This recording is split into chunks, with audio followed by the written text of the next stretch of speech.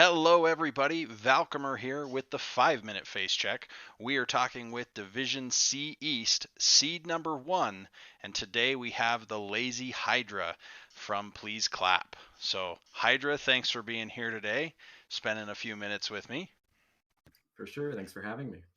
Now, I know you from Heroes Lounge originally, and then I've had to watch from across the Division C break and see how you've been doing. But coming into NGS, just taking it by storm, and now you're the first seed for the playoffs and coming into the final of the, well, I guess the coastal final. Sorry.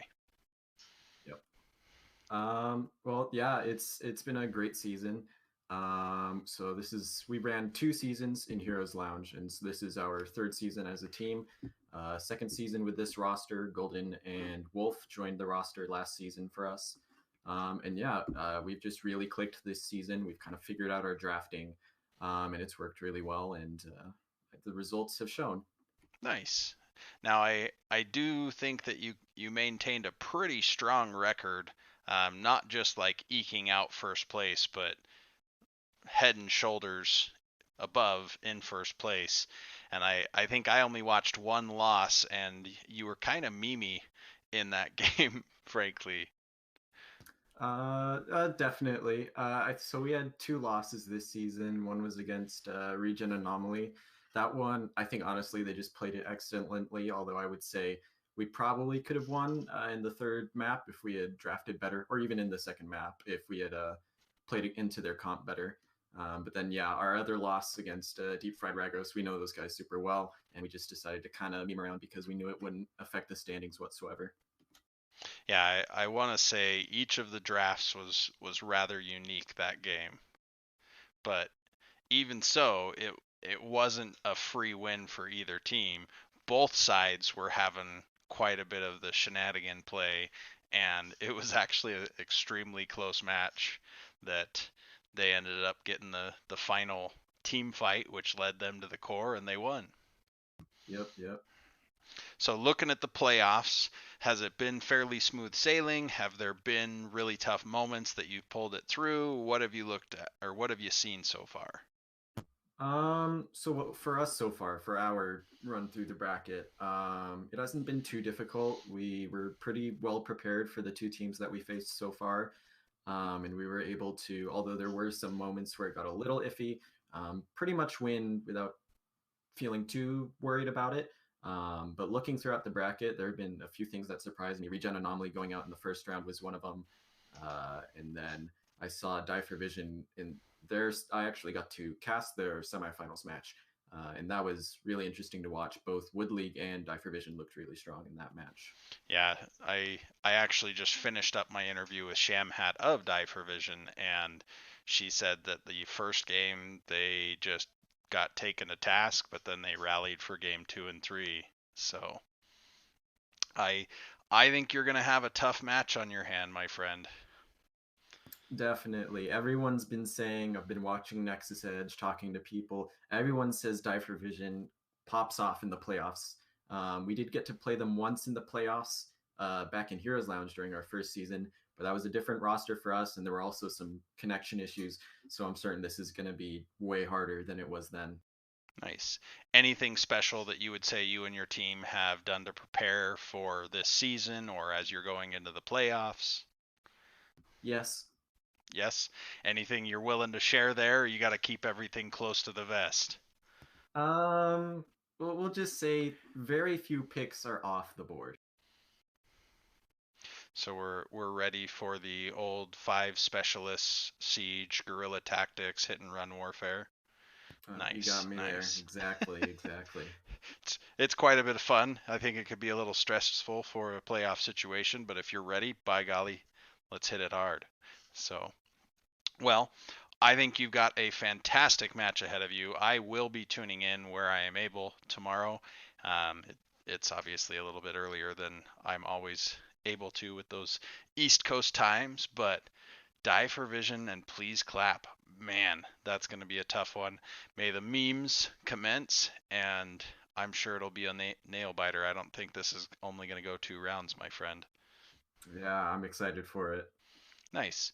Well, Hydra, thanks again for being here. This has been the 5 minute face check, and now we'll get to the match. Thanks, everybody. Welcome, ladies and gentlemen, out to the 5 minute face check. My name is Valcomer. We are here talking Nexus Gaming Series with Division C East, Shamhat of Die for Vision. Shamhat, it is good to have you on again. You were one of the most popular interviews from the late night face check, and now we are running through the 5 minute face check prior to the playoffs. So good to have you out again. Yeah, I'm happy to be back. I'm very excited. I like doing Nice. these interviews. It sounds like you've had another great run this season. Last season, you were the Division C East champions, and here you are playing for that title once again and hoping to go on to the grand finals. Yep, we are back again. The pressure is on. It's kind of exciting. Nice, nice. And how has the road to this spot been? Have we felt fairly even from last season, or did we have any growing pains? I think honestly this season feels like our strongest season as a team. So I would say this felt much smoother than last season. We're seated second this season as opposed to seventh last season. So um, we definitely had, I guess, a better season on the record books overall. So Nice, nice. Sorry if I'm pulling any funny faces. It sounds like my son is being quite noisy upstairs. oh, that is okay. So, team mainly the same team as last season. Did we go through any roster changes? Yeah, we actually did change one person out. We have a new DPS player this, I guess, DP damage player this season. But everybody else is the same, and it's really been working out. I think it was a nice change for our team. That's definitely working in our favor. Nice, and there's definitely something to be said for that longevity together. You get the rhythm down, if you will. You have the same ideas as far as map strategy, and you're able to execute with that. Yeah, for sure. I would definitely agree with that. Nice. And any roller coaster of emotion type of games on your way to this point? Did we have any nail biters?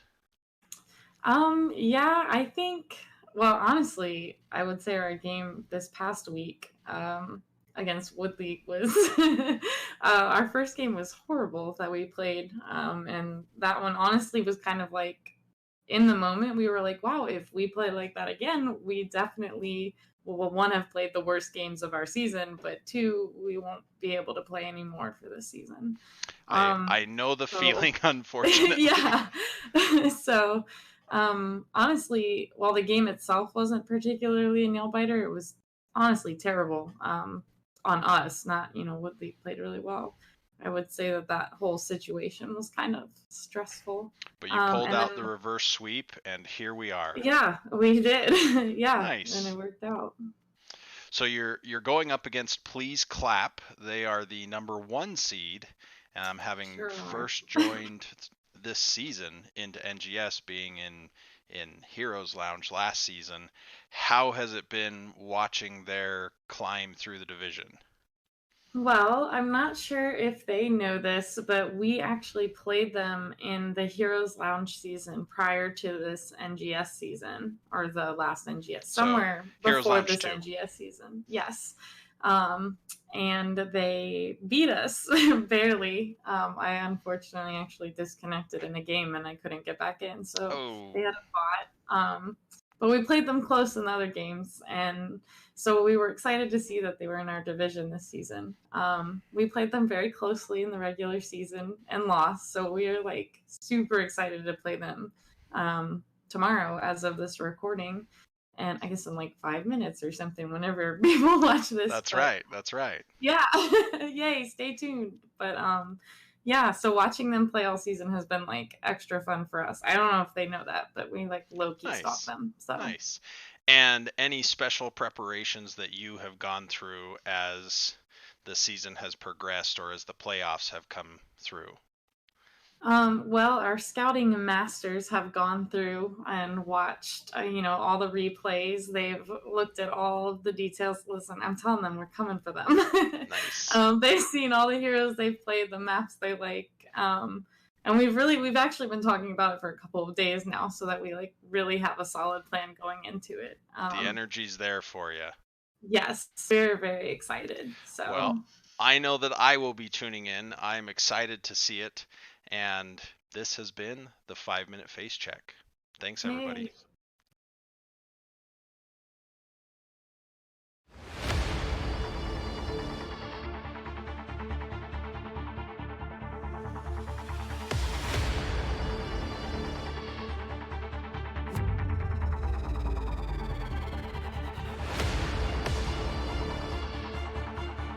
Play of the game from way down. 2, silence. Raynor getting absolutely A team wipe. the living bombs going. Oh my goodness, the ring. Bombs Nico gonna find Raynor.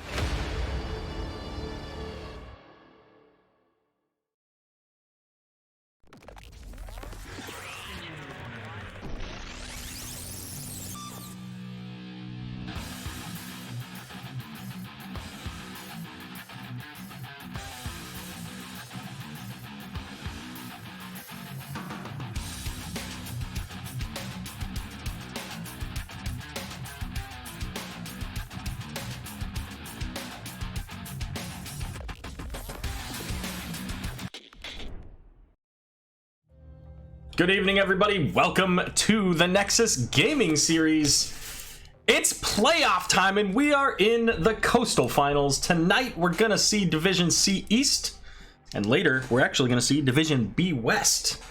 So it is all kinds of Coastal Final action tonight.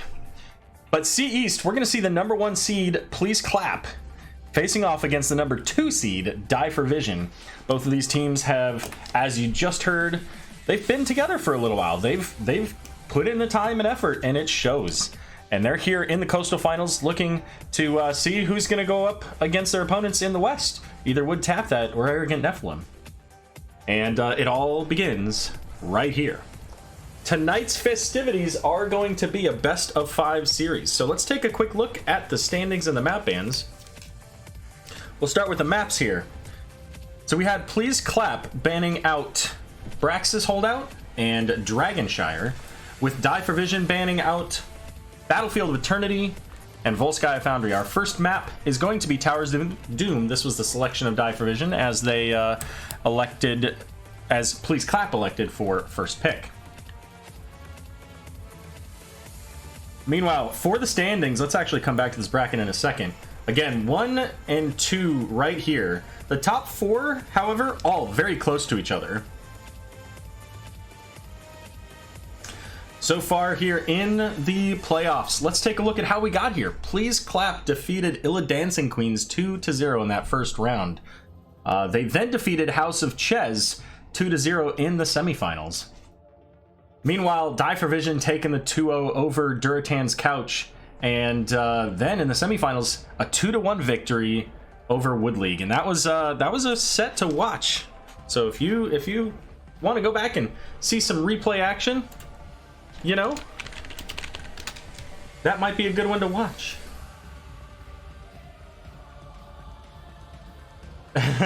Well, that's because I was actually holding on to Alpha here. There you go. Huh? Are you better now? So we're just waiting for the teams. I think they're just about ready. Hey, how's that? There you go. Get rid of that. Good deal. We got the ready from... Oh, there we go. We are all set up and ready to go. Let's get this action started. Let's go. And go. There we go. And I hope y'all don't mind. I had a little bit of a music change. It seemed more appropriate to have a little bit more of like an upbeat battle music kind of thing, leaving the HGC draft music behind for the night.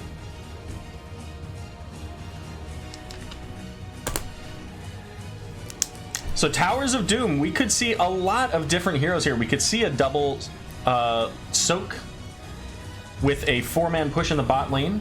We could see some global action. Maybe a Falstad or maybe a Deathwing. There were... Why is the... Oh, interesting. Okay. That worked out really well.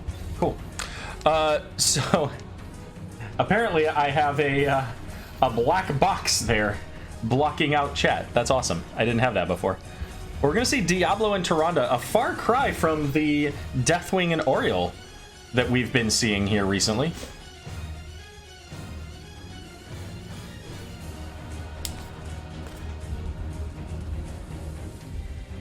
Hey. So we'll see. Oh, wow. I'm so used to writing down Deathwing that I just wrote down Deathwing even though it was Diablo. There goes the Falstad. So, no global Falstad. Now the question is, does anybody here care about those heroes? And they don't, so we're going to get Malthael as the next ban. And it's Raynor being picked up first, and with Raynor's changes, he's actually really strong now. He was already a pretty consistent, strong hero. Now he's even more so.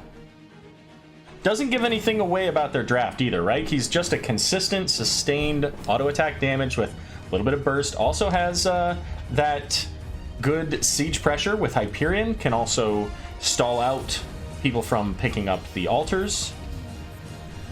But it's going to be Johanna and Li Ming coming out from Die for Vision.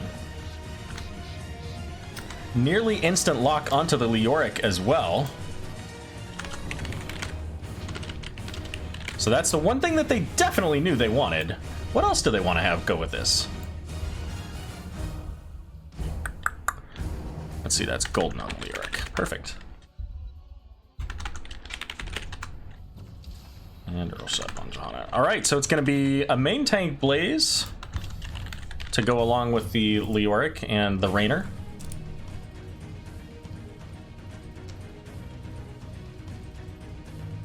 So a lot of potential ways to stall out the altars. We got Li Ming on the one side, we got Raynor, and Blaze can use his suppression fire or his he can even jet propulsion right on in. I'm surprised there are only a few people watching this. Let me put up a broadcast here.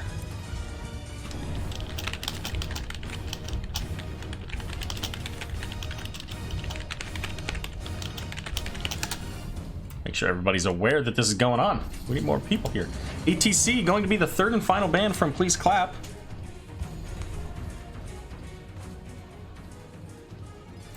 And Ana, the ban from Die for Vision. All right, it's Die for Vision's turn. I'm kind of surprised to see the Ana. They might have taken that with the Li Ming, but it's going to be Tychus coming in to bring down the health bars there of those beefy frontliners. And they're going to go into the Anduin, and that's fair. I remember seeing a lot of Shamhat Anduin, so not a big surprise there.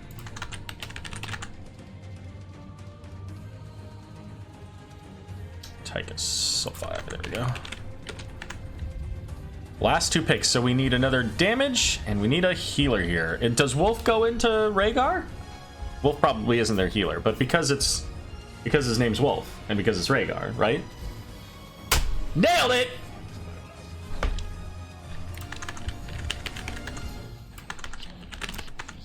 I love that I got that right, not for the reasons I should have gotten it right, but just because I got it right. All right, so taking a look at these drafts, these are your number 1 and number 2 teams. It can't get much closer than this. Who do you think wins game number 1 on Towers of Doom? Is it going to be Please Clap on the left, or is it going to be Die for Vision on the right? Vote in chat. Hit your drop down there. It's up to the upper right of your screen. Select the team you think's going to win, and hit the vote button.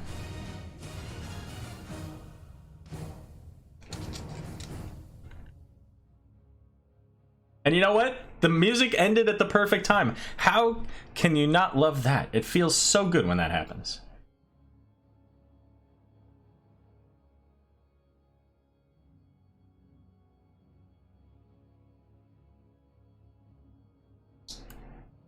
Trying to make a little bit of room for the chat here. The chat window. I was on the Nexus Gaming Series page, and forgot to change that here. on the stream. So all of my normal settings are all kinds of screwy right now because it thinks that I was still on that other page. Oh, you can vote. That's awesome. And yeah, so Valkymer, it probably starts a little bit early. That's why I put the poll up for 2 minutes. That way there's plenty of time for people to take a look and get their votes in. All right, ladies and gentlemen, starting off with the first seed, it's going to be Please Clap on the left here. We've got Lazy Hydra playing the Jaina, Wolf on the Rhaegar, Lothair on the Raynor, Golden on the Leoric, and Lissandro on Blaze. And the number 2 seed, it's going to be Die for Vision.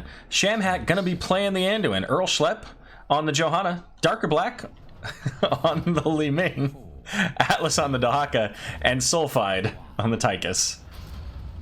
Now, somebody remind... No, never mind. I'm not even going to get into that. Let's just take a look at talent, shall we?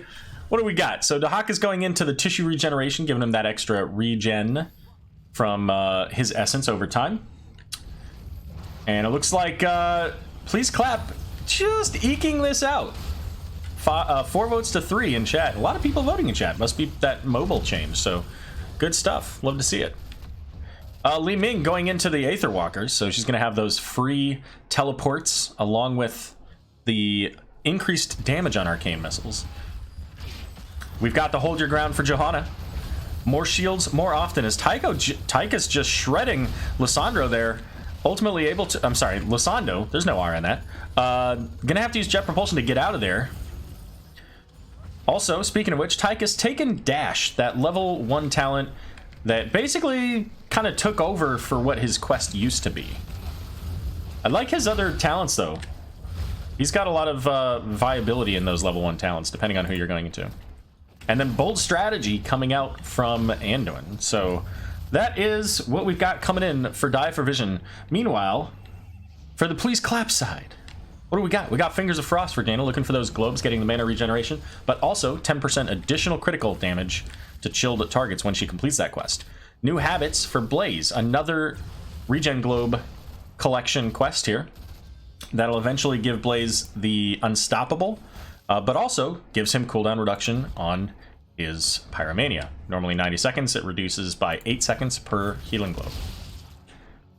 Ocean Renewal, so once again, another healing globe talent. While this one doesn't have a collection, it just reduces the cooldown. So he gets that heal over time. Again, 90 seconds reduced by the healing globes. Ace in the Hole for Raynor, which got buffed. It now gains the benefit of his level 7 and slows targets. And for Rhaegar here, Colossal Totem. So getting that extra area and range, and I believe extra health here as well. Oh no, I'm sorry, it can move. So there you go. He can move the totem once. So yeah, so Valkymer bringing up that Please Clap has the double soak advantage. Leoric is going to be a little bit faster about that, but that also kind of means that with Die for Vision here, they potentially have the team fight advantage because Dahaka having that global does give them that extra presence. They always have to be considered as having 5, and if Leoric's going up into the top lane, Dahaka can burrow right down and give them an advantage in a team fight, maybe over a siege camp. So to start with, Dahaka is going to rotate, get onto his point there, gather those 4 points right away, and Leoric's heading up there as well. This is a triple altar phase. Does Dahaka have burrow? He does. Here he comes. Gonna be right behind the Blaze, possibly looking for that Jaina, just barely missing on the drag. Leoric now on his way. Let's put these away for a moment. As Johanna right in the face of Blaze gets that double stun from the Jet Propulsion. Tychus, however, getting just mauled. Leoric gonna get the first blood of the game, and Johanna gonna be the second to die. Possibly looking at this Dahaka as well. And the burrow just in time, but it didn't matter. Leoric coming in with that big skeletal sweep? Question mark? Swing. There we go. Swing. So a triple kill in that altar for Please Clap. And you have to wonder if only Dahaka had managed to get that drag onto Jaina, would things have gone differently? But it all started with Tychus. Tychus right up here, getting caught by the Leoric. What did it... Hey guys, did you know that the altar has 500,001 hit point? Didn't know that you could do that. I wonder if you can we select these? No, okay. Well, there is a sprite there. Garrosh can throw it, just so that you guys know, with his into the fray. Looking for the Rainer, but jet propulsion from Blaze is going to go ahead and pop that Pyromania. That gives him the 40 armor. Also does some damage, so Earlship getting pretty low. However, the siege camp is going to make it all the way in and take down that tower. Now we're going to get the aggressive camp invade here, and it's going to be successful. They pull that so quickly with that damage from Rainer and Jaina that even the potential of Dahaka coming down was no threat. And we have a double altar coming up. It's going to be mid and bottom. Both teams do have their bottom forts. They still have control of their own forts, so that means that ultimately this is an even fight. 36 to 32. We have a little bit of a level advantage so far for Please Clap. They're up about a level here on their way to 10. Big root from a Shamhat there, interrupting the jet propulsion. And Lisando falling very low is going to be the first to fall. Rainer getting caught by the drag is going to fall next. Shamhat's going to channel, but there's no way that they can get up to the other one, so it's just going to be a trade 1 for 1. But getting 2 kills is a massive boost to Die for Vision, and they're going to start getting damage onto this bottom fort wall. Root going out onto Lazy Hydra does get the cleanse from Rhaegar, as Jaina was in a little bit of a dangerous position, even at her own wall, literally in the middle of her wall. And pulling back so that they can clear the minion waves. Should be able to get this tower. That's about all I expect to get, especially with the level 10. They've got to be careful here. Leoric is up in the top, catching that double soak, has the Neil Peasant, so he's doing extra damage to all of the minions. And right now, Die for Vision just casually waiting, looking for their opportunity. There's the Entomb. However, Leap of Faith gonna pull the Tychus right out of there, get him healed back up. We do have level 10s here, so what do we got? We got the Draken Laser Drill, we got Blessed Shield, Leeming taking the Disintegrate, Light Bomb and Isolation for Die for Vision. Meanwhile, we've got the Water Elemental, the Bunker Drop, Ancestral, we saw that Entomb, and of course the Hyperion. So as expected. Now, Dahaka is closer here. Lothair getting caught very low. Rainer's going to fall. The bunker is down in the opposite direction from where Rainer ultimately went running. So he wasn't able to make use of that. Drag going out into Johanna. They're looking. Tychus trying to catch up, but ultimately not going to be able to catch the Jaina there. The Blizzard slowing down the team, preventing them from catching on. And now, let's take a look at Dahaka. Does he have his burrow?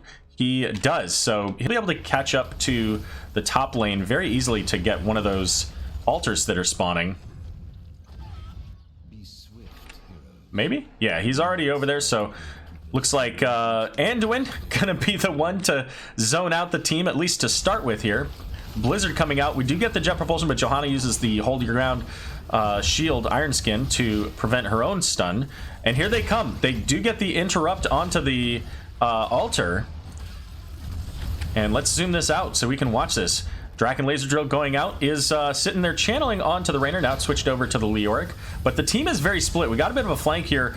Light Bomb going out did not connect. And there comes Jet Propulsion in, looking for the kill onto Shamhat. Might happen here with the slowing oil. They do get it. Laser going out onto Rhaegar. And at this point, Die for Vision's kind of overstayed their welcome. And it looks like that's going to be 3 kills, soon to be 4, maybe even a 5th, as Earlship now going to fall. They do get 2 kills in trade. And with Leoric, Blaze, and Rainer, I don't think they can just run this boss.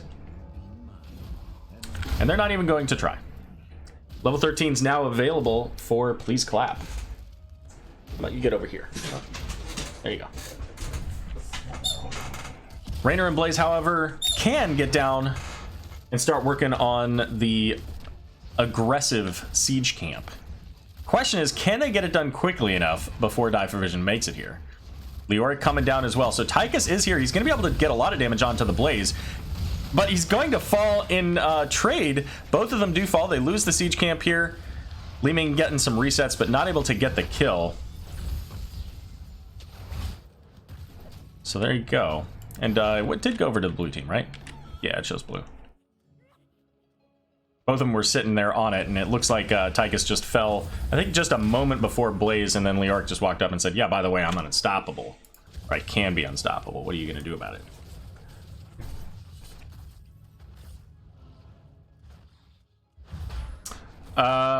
Good question, Valkymer. I don't know, but I do see the totem often, so it doesn't surprise me to see it. Leoric getting chased down by the Johanna and Dahaka here. We do have Anduin as well, but they're not really going to be able to kill the Leoric by himself. They don't really have any damage. Kind of need that Tychus to help them out with that. Or even Li Ming, since, you know, he would just kind of hang out, stand around for a few moments. And this is a single altar phase. Now, most of these fights have been going over to please clap when it's been completely even between the two teams. So we'll see if that continues. Dahaka's coming in, has the drag out onto Leoric, but the jet propulsion coming in as well. Light Bomb gonna hit the 2, actually make it 3. They got the Rhaegar as well. Didn't get the stun onto Leoric though. Bunker drop used. Laser beam going out onto the Rhaegar, trying to channel him. There's the completion of the level 1 trait for Jaina, but it's gonna be Dahaka falling, and Leoric now is just moving through, dropping the damage of everybody in the backline here. Probably about to fall, actually. Maybe? There you go. Li Ming getting that proc as well. Trying to catch up to the Jaina is Tychus, but realizing he's in a tough spot. So ultimately a 1-for-1 trade, but the 4 points going over to please clap. And ultimately, you know, that netted out to being an even fight, an even trade. But it's another example of the fights going over to please clap when it's even. So Die for Vision needs to have better coordination around their team fights, or they need to do what's kind of worked for them so far, which is find somebody isolated. When they find somebody isolated, they win those fights. And if they try to go into it dead even, which is exactly what they're doing here right now, and they may lose both of their backline. Gotta be really careful there, especially with Leoric coming in, getting the entomb onto both Tychus and Anduin. Tychus getting just deleted there. Anduin also now walking through the blizzard is going to get caught by the Rainer, so a double kill. And that's exactly what I was talking about. That was an even fight, 4 versus 4, and they didn't need it. There was no benefit to them chasing that down. They should have backed away, reset. They're a little bit behind in XP. They need to get that caught up. And now please clap heading to pick up the siege camp, and with 2 dead still, I mean, this siege camp, they may be able to push this in, take this bottom fort, and I think that ultimately Die for Vision needs to just focus on the top lane. Not the top lane, but the top 2 towers. But the minions do get taken out, so they actually don't leave the bottom fort.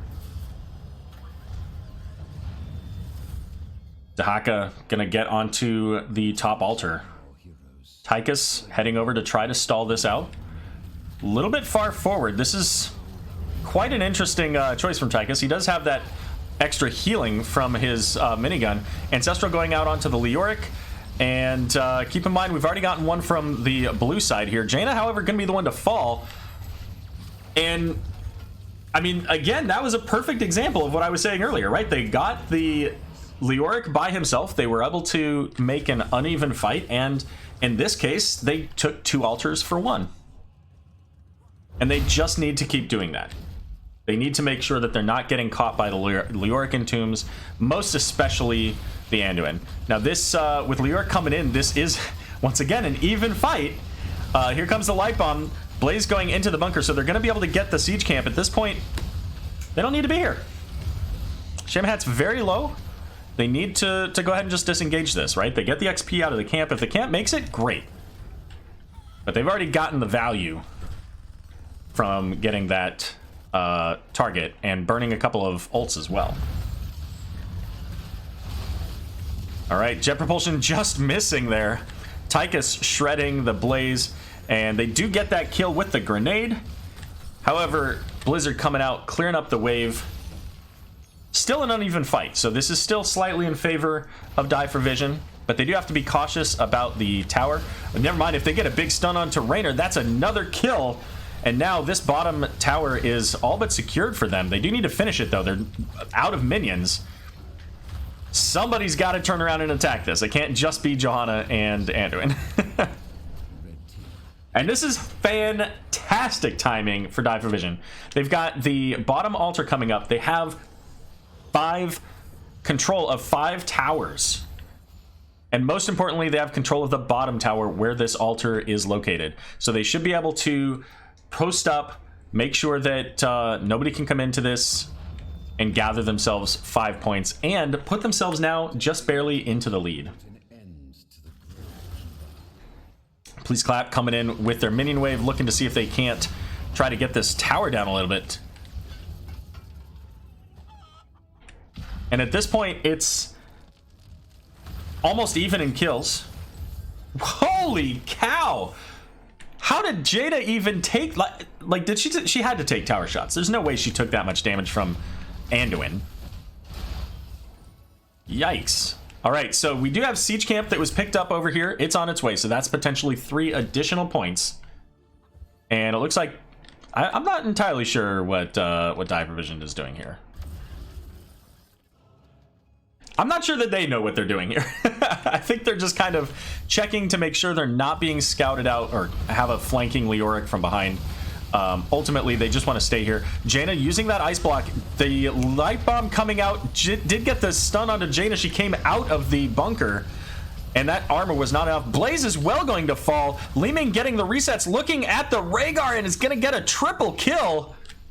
And the bottom siege camp just came up. This now is 3 points that they should be able to pull in. Raynor and Leoric in the mid lane doing what they can. Dahaka now soaking for that level 20. Let's take a look at those. We've got the sizzling attacks. We've got Contagion. That's going to be monstrous against this team. We've got Glyph of Faith.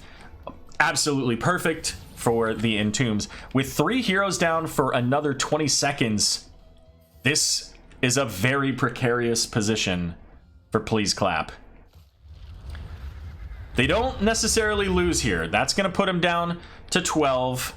Even with the double altars, this would only put them down to 2. The altars have risen. Activate them. But now they're 1 boss or 1 siege camp away. This siege camp's up in 45 seconds. And you know what? I think if you're Die for Vision, you look at this boss, but you don't have to take this boss. That is a bait for them. This is how they lose this game. If they try to take this boss, it's done. They should come down here, be patient, wait for the siege camp, and then wait for them to show, and then rip the boss. Leoric is going to pop in here with an Entomb, and then it's just good night. So here comes the team fight. They both have level 20s. Leoric reducing the damage, gets the Entomb, but didn't silence anybody, only for a moment, didn't keep him in there. But Atlas going to fall. And let's see, Hyperion coming out as well. Jaina getting very low. Jet Propulsion coming in from Blaze didn't manage to connect. But they're not quite done. They're hanging out close to make sure now that Please Clap cannot get this. Now here's the deal. This is, again, just a patience play. There are 3 win conditions. We got boss, we got siege camp, we got bottom altar. Die for Vision just needs to relax. They need to calm the F down. You don't have to ever see the enemy team to win this game. They're losing this bottom fort, which is going to remove one of those win conditions. It's going to make it a little bit harder to get this altar. It means that camp will not work. They see the Jaina, they know that they've pulled away, but they don't have tons of damage here. And I think that this is a bad play for them. Lyric's coming in, gets the silence out onto Anduin this time, and that's the worst person for him to have it. Light Bomb coming out, they get the kill onto Leoric. Blaze getting stunned there, unstoppable now with the Pyromania, but they get the kill onto Li Ming, and that's a worst case scenario. You need that Li Ming with the resets. Jet Propulsion coming in onto Johanna. She's going to get the Leap of Faith out. Tychus still here. So it's still now 4 for 4. But guess what? They've done it. Die for Vision in the bot lane with the Haka says, all your base belong to me.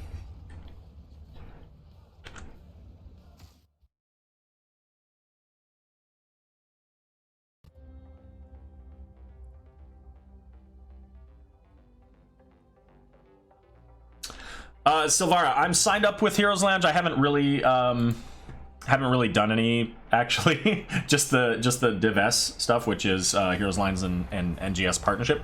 I'm also signed up with Zul'jin, so yeah. So occasionally I do a little bit of both. So what a game! 14 kills to 14, and that was absolutely fantastic play from Die for Vision. They were able to make use of their strengths. They recognized the threat potential. And you know, it's okay. If you recognize that you're not winning team fights, don't play team fights. You don't have to go in and just throw your face at them every time. And I liked that they started identifying those single target opportunities, like the Leoric at that top left altar, like when they had the uneven strength in the bot lane. Because of that, got another kill out of that, got the tower, kept pressing, and ultimately they did the math and calculated everything out, and they found themselves a victory.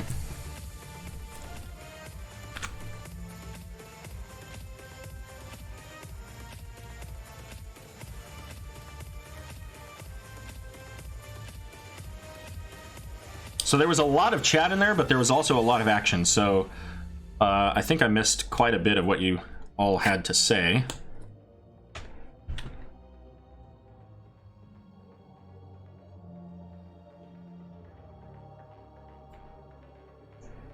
So let's see if I can get caught up a little bit.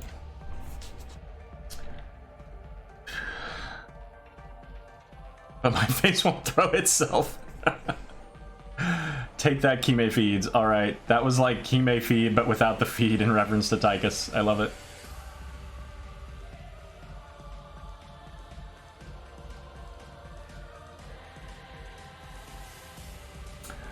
Jordan saying, you know, I feel like Ring just snowballs this. You know what? I like Ring a lot, and with the combination of what they had, I think that Ring could have been great. I think that Water Elemental did well too. So it's hard to say whether, you know, whether Ring of Frost would have been better pick for them or not, but you know, things worked out. Really risky. So I've talked about this in the past, and it might even have been with Die for Vision, but I've seen it a couple times. I've been seeing a lot of In the Rhythm, and then that's the stuff. So In the Rhythm is the one that gives your minigun the extra duration, and then that's the stuff is the one that heals you for 100% of the bonus damage that you've dealt in that time. So it worked out really well for Tychus when he fought against Leoric up on that top left altar, because there wasn't a lot of damage coming in.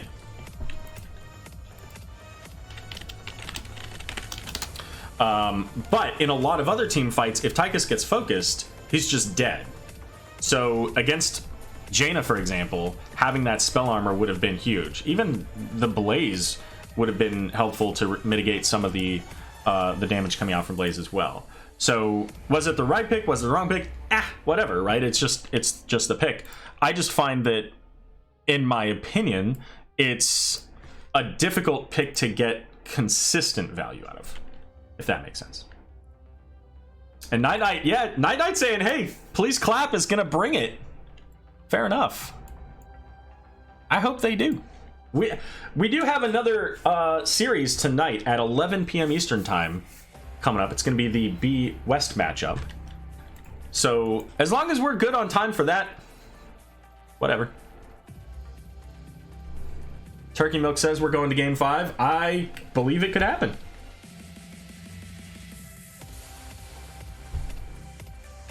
All right, so getting the lobby here. Let's take a quick look at our maps. Game number 1 there on Towers of Doom was won by Die for Vision. It was their map selection as well. Prior to that, we had Braxis Holdout. We had Dragonshire as bans from Please Clap. For Die for Vision, we had the bans onto Battlefield of Eternity and Volskaya Foundry. Now, as a reminder, this is a best of 5 tonight. If we get 5 maps, there's only one that will not get played.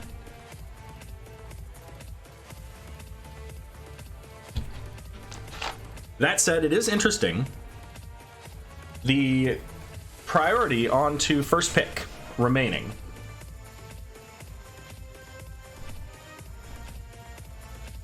even with the changes and to Oriole and Deathwing. Because really, that was the primary reason, right? Valkymer, you have no idea. No idea.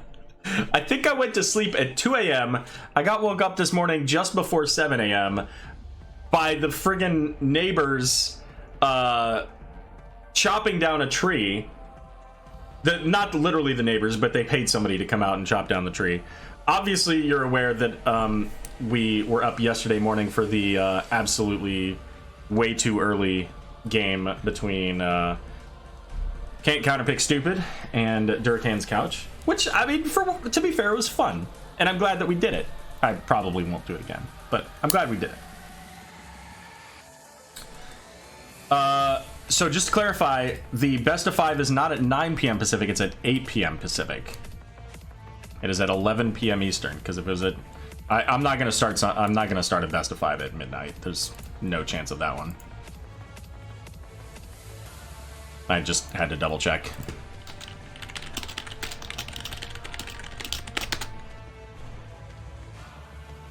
Yeah, okay. Just making sure they didn't change it. That would have been awkward.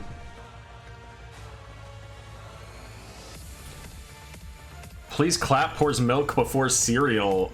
Wow, that's awkward.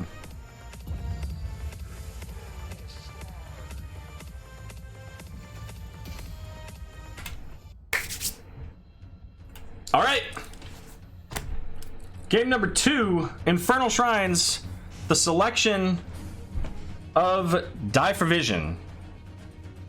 Another big map.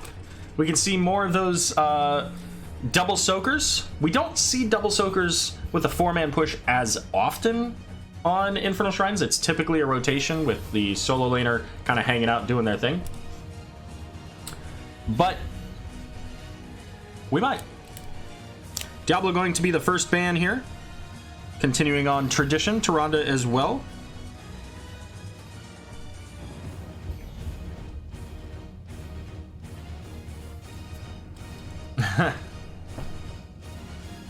Yeah, just make sure that you give me that interview link as soon as possible, Valkymer, so that I can download it, add it, all that stuff for B West.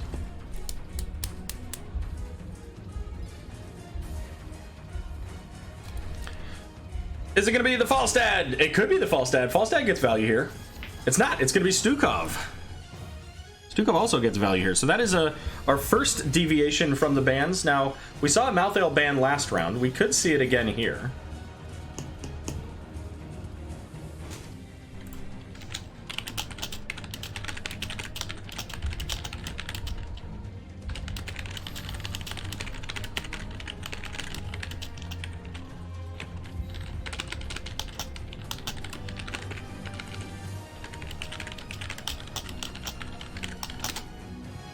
It's gonna be the Deathwing. Sorry, I had to relay, somebody said K. So I had to relay a statement that I had read, which I just found funny.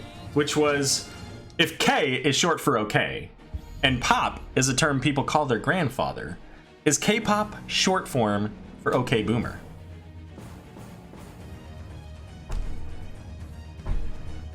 Let that one sink in. Stukov, most obnoxious healer in this game. You think so?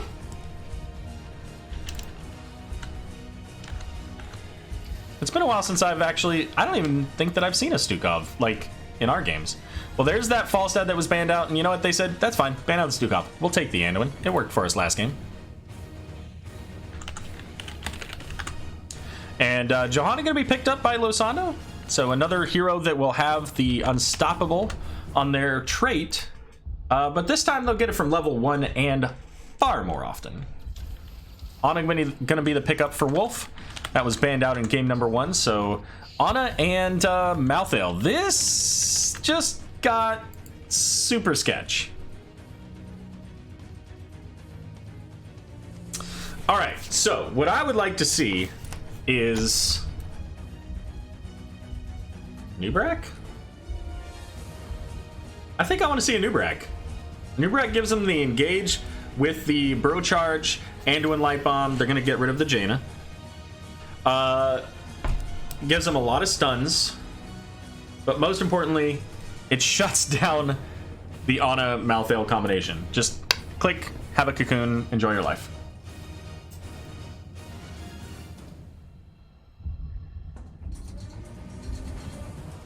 We'll see if they get that message. Mal'Ganis going to be the third and final ban. Mal'Ganis would be a good one too. He could be good. He got a little bit of a nerf, so I'm not sure by comparison how high value he would be. Haven't really seen him a lot since his adjustments.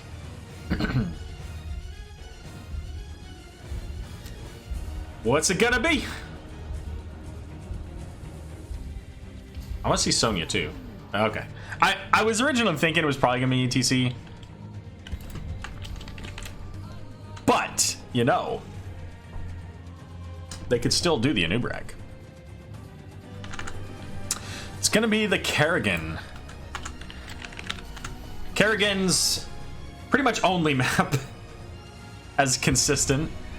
This was basically, if you went to Infernal Shrines, Kerrigan was going to be played. Atlas is actually going to take the Uther. This is, I don't know about this, guys. I think this is gonna be, I think this is a please clap game, but what do you think? Let's get that vote started.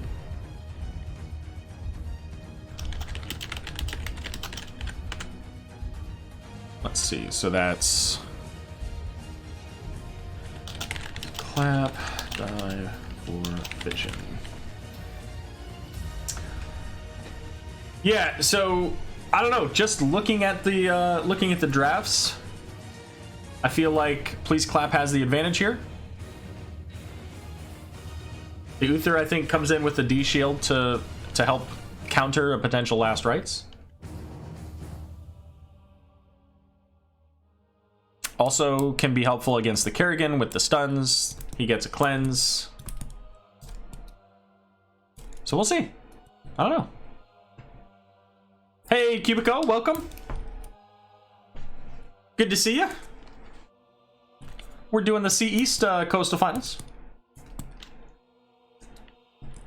Idiom saying 2 games in a row. I think Please Clap has had the better draft, and I don't know. I think game 1 it was kind of. I feel like it was kind of balanced. Obviously, it worked out in Diver Vision's favor, but this one I really do. I think that Please Clap has the better overall draft here. But let's get our teams introduced, and we'll talk a little bit more about why I think that in a moment. So on the left, actually, you know what? They won. Let's go over to the right. Die for Vision, up 1-0 so far in this best of 5. We got Sylphide playing the Falstad, Atlas on the Uther, Shamhat on the Anduin. We got Darker Black on the Li Ming, and Earl Schlepp on the ETC. And on the left, Please Clap. We got Lysando on the Johanna. We got Lazy Hydra playing the Kerrigan. Lothair on the Raynor. Wolf on Ana. And Golden going to be playing the Malthael. I vote for the team with wave clear.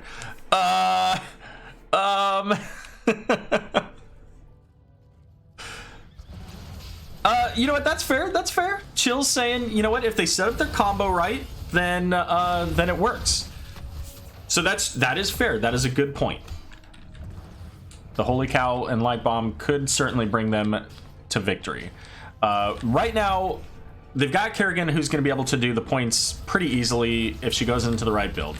That leaves the rest of the team to zone and or team fight at that point. They've got some pretty good team fight potential as well. They've got some good CC, but only if you actually land those combos, which not hitting there. A little bit of anti-synergy in the Raynor penetrating round and like the Kerrigan combo, so depending on how that goes, we'll see if they're practiced in that. But ultimately, I mean, you've got a lot of potential spread damage in, you know, Kerrigan and Malthael. The nano boosted Malthael is gonna be pretty rough. You know, in theory, so could a nano boosted Kerrigan. So, I mean, I really think that they have the better strength. Then you've got the poke damage from Li Ming and Falstad. You know, they're not overly consistent with that sustained potential. Li Ming's going to potentially be blocked by a lot of minions, so has to really position carefully. I think this is an uphill battle for Die for Vision. I don't think they're out of it by any means. I just think that it's going to be a very challenging game for them to get the value that they want to get. So we'll see. Oh, I didn't get the I didn't see the poll. What was the poll? Poll results are in, and they are Please Clap coming in 3-1, 75% of the chat voting for Please Clap. We'll see if chat is correct or if they may remain at a 0% success rate. Uther nearly completing that Hammer the Lightbringer at 1, sitting at 61 out of 75. Falstad now with his bribe stack, gonna get the Shaman Camp here started. Because, you know what, it's real easy to take the Shaman Camp with 1 stack. Since most of the damage comes out of that high health Shaman himself. Now, Malthael didn't go into the Pale Horse, so he's probably not going to be looking to double suck. He's going for the movement speed bonus, Fear the Reaper, so that's himself as opposed to his mount speed. And Kerrigan going into Kinetic Fulmination, so a little bit more of the team fight, like focusing on heroes as opposed to the shrines. Uther has that Holy Fire as well, so doing a little bit of AoE damage. I like that talent in general on this map, especially because it helps with the wave clear. It helps with getting the Shrine Defenders as well. So here we go. There's Kerrigan coming in. Big power slide onto her there, but the Sleep Dart going out onto Uther is going to prevent the stun. Lazy Hydra getting low, but they get the kill onto Uther as well. So a 1-for-1 trade there. Golden also getting low. Can Falstad get enough damage? The power slide coming in does get it. Lothair as well, gonna fall to the Li Ming orbs. And Die for Vision saying, you know what, Arrow? We don't care for that opinion. A 3-for-1. But you can see here, they're not clearing the shrine very quickly. All of the heroes are back up for Please Clap. Level 7's available for Die for Vision. And they just equaled what Please Clap had on these on the defenders. I was waiting for idioms to catch up here. Oh man, saying the exact same thing basically. Yep, my bad. Just win. All right, Johanna getting the bait from the Punisher over the wall here. And we see the damage going in onto this tower. Falstad into the middle versus the Malthael. Couple of stuns going out, managing to stun the ETC there. But the Punisher is going to go down before too much damage. I almost feel like they should have had Falstad with them. But,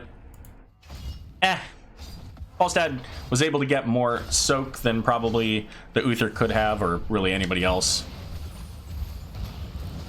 Big damage there from the Li Ming. But here's a double stun, and it's going to be Anduin going down first. Earlschlep likely falling next. And this is exactly what I think Please Clap is built to do. They're built to find a hero and just destroy them. And it doesn't matter who, because Ana has her grenades. So whoever they can find and kill just gets pretty much deleted from the game. So we got 4 here on the siege camp. Malthael is nearby, but with ETC and Anduin pretty far away, that's going to be a nice, easy, comfortable pickup for Please Clap. What if we just ignore Joe?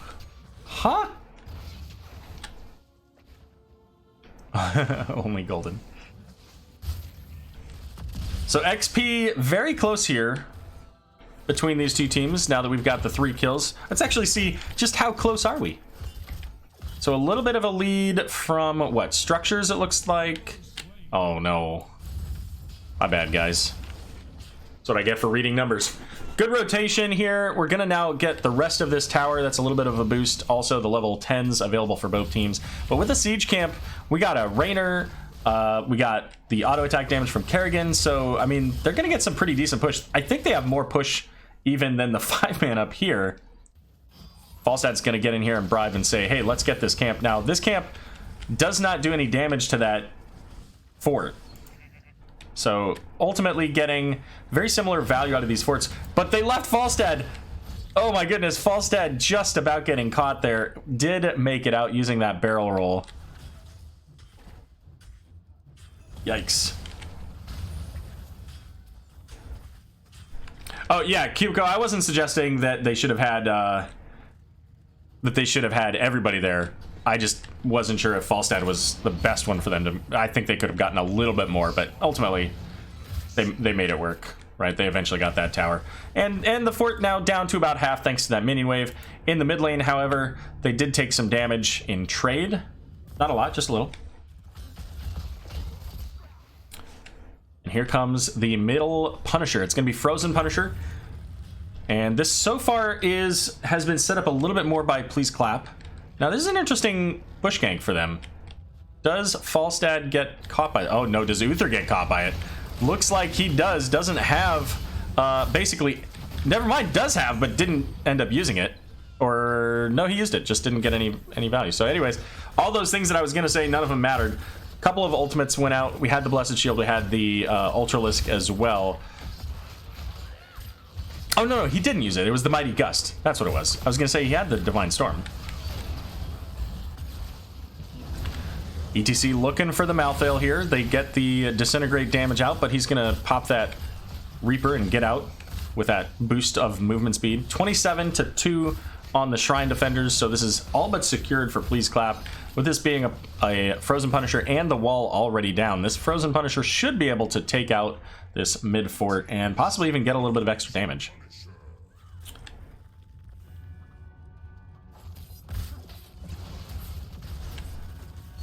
All right, Uther gonna get stunned by the Punisher. Light Bomb coming out, but he's taken out before he gets the opportunity to get his D-Storm once again. And, I mean, that's a really rough circumstance. Uther has to be able to survive. Uther did lose some health with the recent nerfs here. And keep in mind Kerrigan as well, just like Alarak, she can combo off of the Punisher. So if you're too close to that wall, which you can't be too far away, she can just say, hey, you know what? Why don't you come on in? I've got my Primal Grasp and my Impaling Blades. Did I get that right? Let's check. Heck yeah, I did. I love it. I don't play Kerrigan. Kerrigan is one of my lowest heroes. I did, however, start playing her a couple of times. Was able to play her on Infernal Shrines, and it was just absolutely disgusting how crazy powerful she was there. Then again, I'm thinking that was a QM, so, you know, QM things. All right, Siege Camp picked up in the bot lane. Die for Vision about to lose this fort, possibly, except they've got the stage dive coming in. It's just going to be Johanna getting hit by it. Raynor, however, getting the target, takes no damage, basically, has that adrenaline rush. And but everybody's going hard onto the Johanna. They get the Divine Storm, but Raynor sitting on the Uther, taking so much damage here. Light Bomb's coming out, is going to stun the Kerrigan. Malthael, however, says good night, as they also get the kill onto Falstad. Chrysalis used there by Kerrigan, as they had no minions. And again, that combination, there's still a couple minions here. Those now going down. Raynor's Raider taking the shots from the tower. Malthael with the nano boost. So, as originally thought, tower is going to go down for Die for Vision. Uther took cleanse.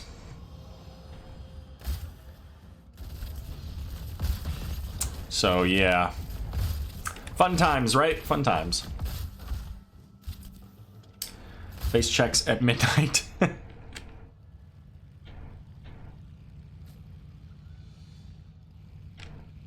Sorry, just catching up on chat, trying to see what you guys had to say. Yeah, it looks like yeah, you guys are having fun with that Uther as well. So let's see, anything else here in the, so Leeming going full into teleport, we got the face melt pinball wizard, also the encore, so the additional knockback. And right now, Die for Vision just looking for their 16s. The next Punisher's in the top lane. This is their strongest lane, so it would be ideal for them if they could get this, although with Please Clap getting that Shaman Camp and having the 16 advantage, they're going to head up here, start preparing the top lane. They're going to take out the well, and they still have their own well. Dive Vision was not able to clear that out earlier. In fact, it's full health. So Falstad's in the bot lane trying to catch him up to level 16. Malthael is just below them here, so they are being very cautious. But so cautious that they ultimately end up having to give their fort. But 16 is coming up. They'll have it here very soon. So Please Clap gonna get started onto the shrine and get as much done here as they possibly can before that 16, before Falstad can join. Looks like Falstad's gonna throw out some bribes, get a little bit of damage on that lightning rod now. And hopefully there's the fly coming in. We see the pullback as Malthael rotating back up as well. ATC's gonna catch the Rainer, knocking him back into the corner, but again, so much healing going into the Rainer. Full health. 20-7. Malthael's coming in. They do have the last rights. There's the nano boost going out onto Kerrigan here. Coming in, getting the stuns onto Atlas once again. Need that light bomb to connect, and they get it here. But Atlas going to fall, as is Anduin. The healing grenade preventing Uther from getting anything there. 9 kills to 4, and that's going to be an Arcane Punisher coming up in the top lane. Going into the fort wall. Malthael's going to head down to the mid lane to keep that pressure against them from really seeing any significant value. 20 seconds until either healer is back for Dive for Vision, so we'll see. How much can Please Clap get out of this? They've got the Rainer. They've got the Kerrigan. I think Kerrigan was looking for that Li Ming. Wasn't quite able to find it, though. But that Arcane Orb was able to find some purchase right over the Kerrigan and Johanna. Chrysalis being used to juke the incoming damage from Li Ming. But never mind. That damage, that Arcane Missile, bringing Kerrigan down to about half. She doesn't quite have that same heal-up potential that Rainer has. And still able to get about 2/3, almost 3/4 of that keep from the Arcane Punisher.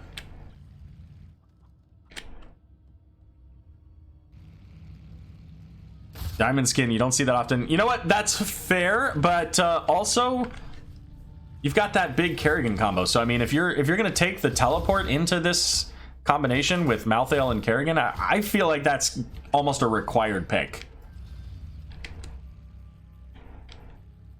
Because you need that extra shielding to keep you alive with all of the potential damage coming in here. 9 ways to interrupt Mosh Pit unless you're always go Mosh, and if you have an Uther with you, you really have no reason to not take it. I will neither agree or disagree with your assessment, but I will say that I don't like stage dive.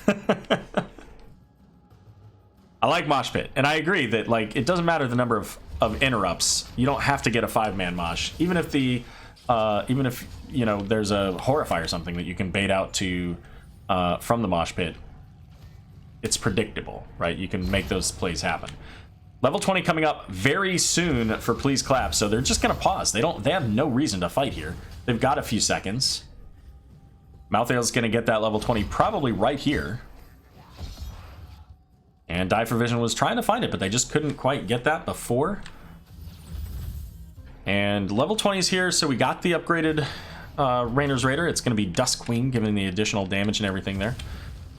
We got No One Can Stop Death, so Malthael not even waiting, just says, you know what, I'm gonna take this anyway, so we'll do it. Kerrigan taking the upgraded Ultralisk there, Tarask, so that thing just keeps respawning. We got the Blessed Shield, upgrade Radiant Faith, or Radiating Faith, and Nano Infusion, so Malthael gonna be able to heal himself up quite a bit with these Nano Boosts.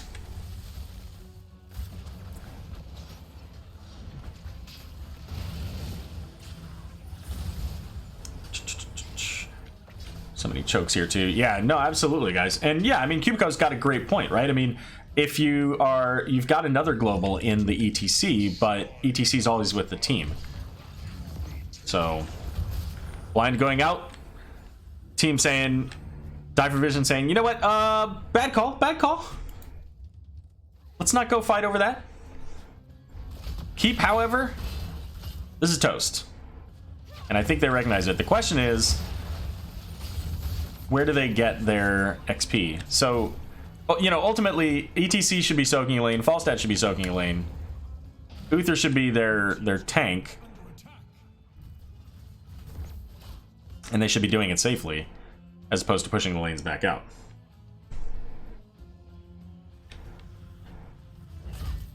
They're still about 80% of a level away from getting those level 20s. So this is almost certainly going to be a Punisher for Please Clap. The question is, can Die for Vision do anything about it?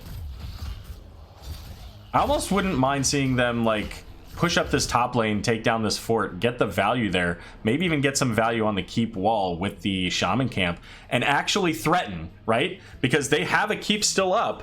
That Punisher still has to go through it. They don't have quite as much single target damage against the core. And that's what they're going to start doing. They're approaching level 20s here. We see the 39 picked up by Please Clap. And you know what? This is another time that I've seen this here. They get 39 and they're squandering their advantage. Like, they had 20s. They could have you know, ignored top lane, could have pushed down that bottom keep, and now they just gave 20s over to Die for Vision. And guess what? Now we've got the opportunity for big plays. We've got the Falstad with the Wind Tunnel. We got the Redemption from Uther. We got the Death Metal from ETC. A lot of ways to lock down a group of heroes. Uther gonna get caught there is probably... Oh no, he's okay. He's okay. ETC with the big 5-man Death Metal. Make something happen out of this, please. Oh, Uther tried, but he couldn't get there. Use the Benediction. Shamhat now pulled in. Oh no, the Punisher landing onto Anduin, gonna take him out. Falstad as well. The last right's gonna take out Uther for the second time. The Punisher finishing off the keep. Kerrigan looking for Li Ming. And they're moving on to the core. They've got everything, and Li Ming cannot do enough. This is going to be game number 2 going over to Please Clap, evening out the score 1-1.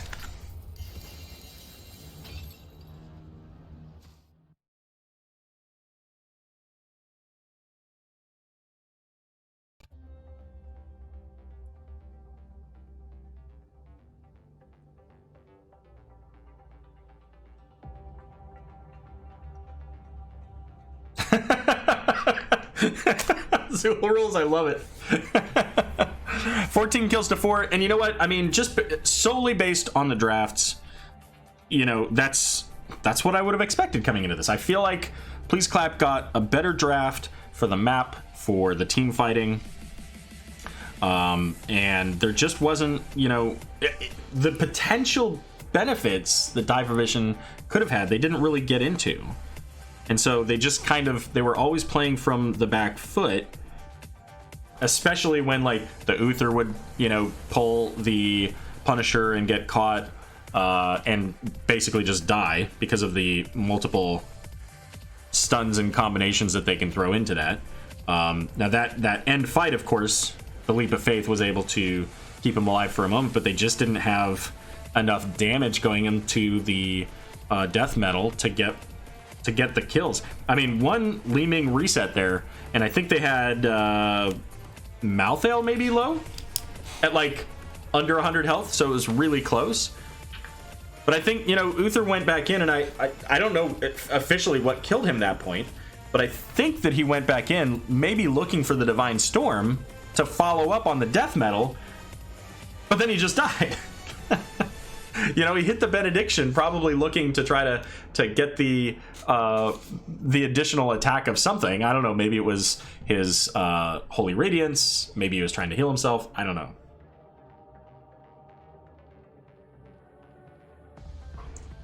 But we're going to take a moment, take a quick break. We'll be back for game number 3.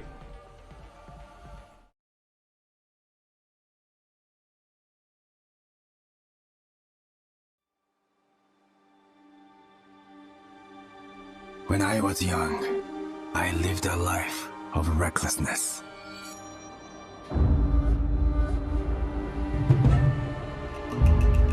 in my selfishness. I inflicted pain and hurt those I cared for.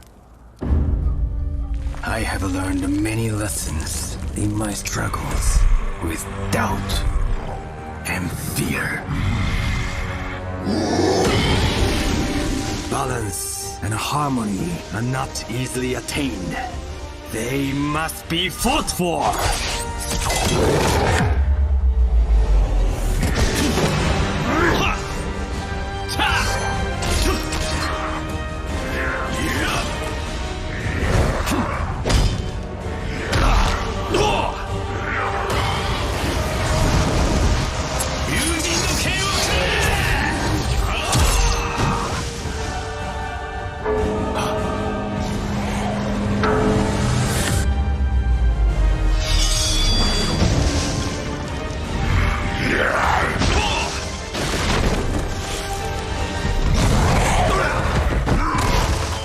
But on my journey, I have learned another lesson.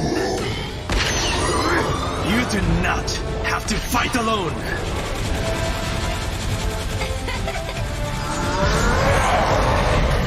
Let's do this!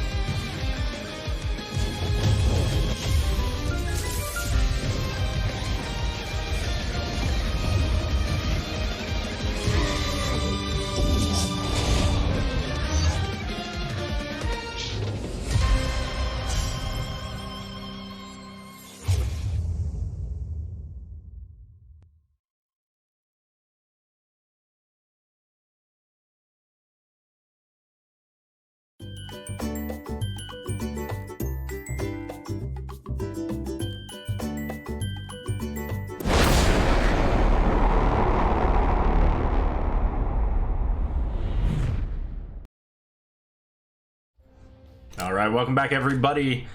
Game number 3 coming up in this best of 5 series. We're currently at 1-1 between Please Clap and Die for Vision. I don't know what's gone over here in the chat. These people are crazy. Oh my goodness. It's already been an exciting set. Game 1 on Towers of Doom was very close throughout most of the match. Game 2 on Infernal Shrines was it had its opportunities for Die for Vision, but they were always just a little bit away from where they needed to be to get things to work out in their favor.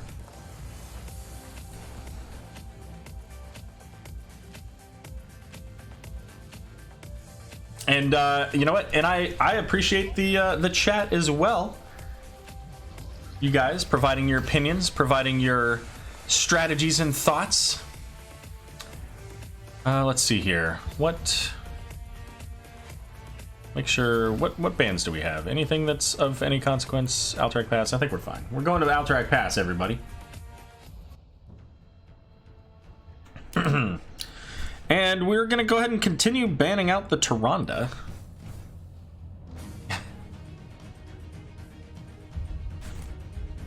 And what do you think? Are we going to see Diablo and Stuco? Diablo and Falstad?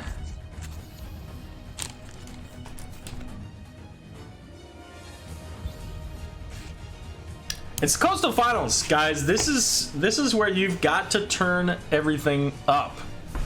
This is a very challenging match between two teams that have played extremely well in the season. Only one map loss difference between these two teams. Gonna get rid of that mouth in. I think that's fantastic. But please clap saying we're done seeing your Li Ming.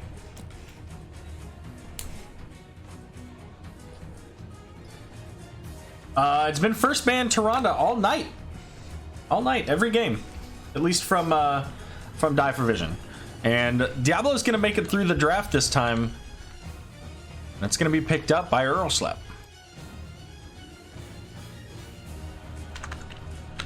So we'll get to see now. Is the Diablo worth the 2 bans that we've seen the last couple of games? Is that really the target for them? But you know what? Mal'Ganis was banned out last game. He's making his way in this time. So Mal'Ganis did receive a few nerfs, but you know what? Malfurion received some buffs. And this is a great combo. Malfurion can follow up with roots on top of Mal'Ganis's sleeps. TLV, please. Alright, fair enough. Sulfide coming in with Raynor, switching sides and sticking with the Anduin once again. And this is, you know what? Anduin is going to be Shamhat's pick, I think, until they ban it. Why does Toy Raynor mouth move? Good question. Dual rules. Free Deathwing. Deathwing hasn't been on the match yet. He's been banned in game number 2, but otherwise he's been, I guess, that leaves only one game. Blaze going to be the ban, so that is an interesting ban. It goes well with the Diablo, because you can Shadow Charge in, then you get a Jet Propulsion, and you're just screwed then.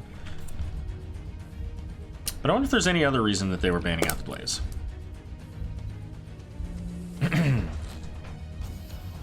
And there goes Greymane. So, is there the possibility that we see the Deathwing now? Could happen. Could happen. Is Winged Guard banned? It is, Cubico.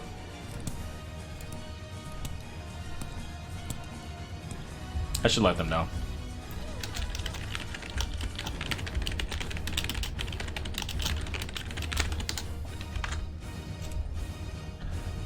Where is the Stukov by Shamhat? Not tonight, not yet. But we're gonna see Urel and Chromie coming in. So, seeing a lot of different heroes here tonight. Shamhat says that's our win condition, the Winged Guard. All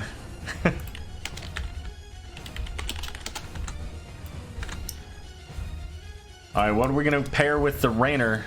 Do we see the Jaina to go with it? Jaina Raynor's always been a good combo. It's actually gonna be the Kael'thas. And ETC. So we're gonna get that ETC in the offlane, and that's kind of what I was thinking why we could see the Anubarak in the last game, was because, you know, they could put that ETC in the offlane. Could potentially see a mosh pit here still. Also, of course, could see the stage dive, because that would give them the global and allow ETC to stay longer in that offlane. Lothair coming in with the Thrall.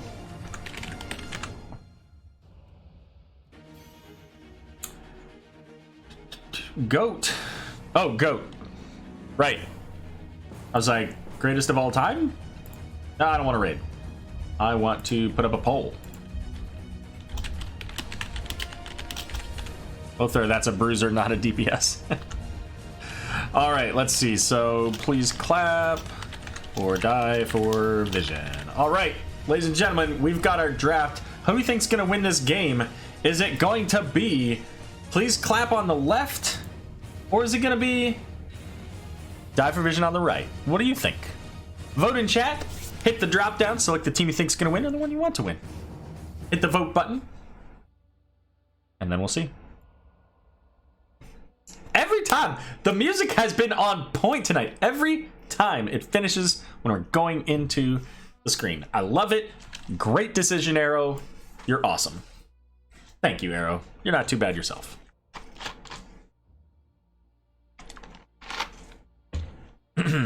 All right. Game number 3 in this best of 5. Let's get our teams introduced. On the left, we have Please Clap coming in with the victory in the last game. Wolf going to be playing Malthael. We got Malfurion. We got Lazy Hydra on Chromie Losando on Mal'Ganis. Lothar playing the Thrall, and Yrel going to be played by Golden.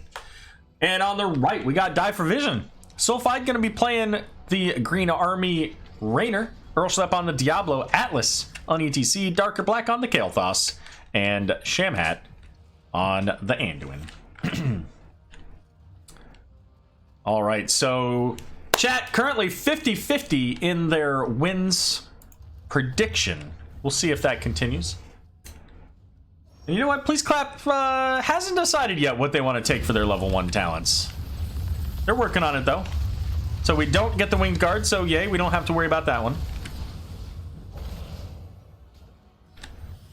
So time to feed. So every time that he hits a hero, every 6 seconds at least, he's going to get a little bit of a burst of healing. And that's each hero once.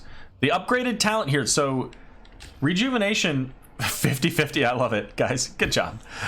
Rejuvenation for Malfurion received that buff, so now when he puts a Q on somebody, he gets half of that value for himself. We got Dauntless for the mitigation against Raynor's physical attacks. Chromie taking once again the first time, so she'll eventually get that extra clone.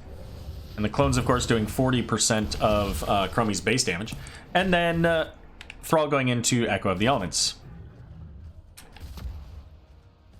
Meanwhile, for Die for Vision, we've got Bold Strategy for Anduin. 3 out of 3 games. Going to be Prog Rock and Mata Attic, both of the globe talents there for ETC and Anduin. ETC and Kael'thas. Going to be able to give Kael'thas more mana. Also getting that shield to protect him, giving him a little bit better survivability. And of course, eventually that AoE healing from the Prog Rock, but increasing ETC's own self-healing as well.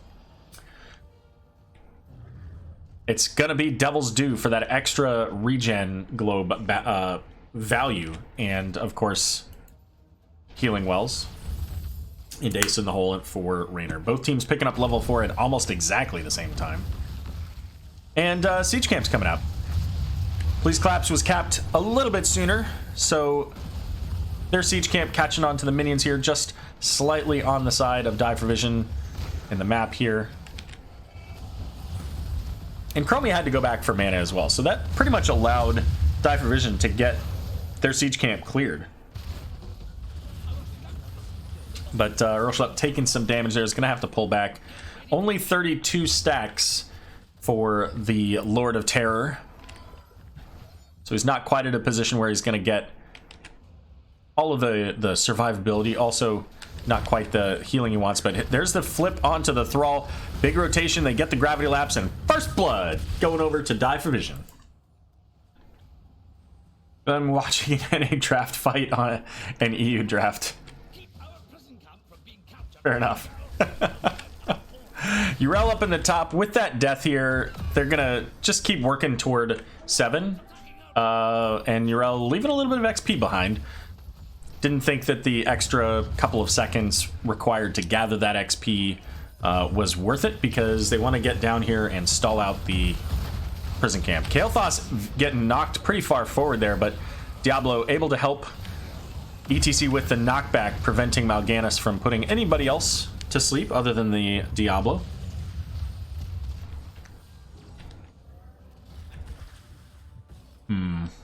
Yeah.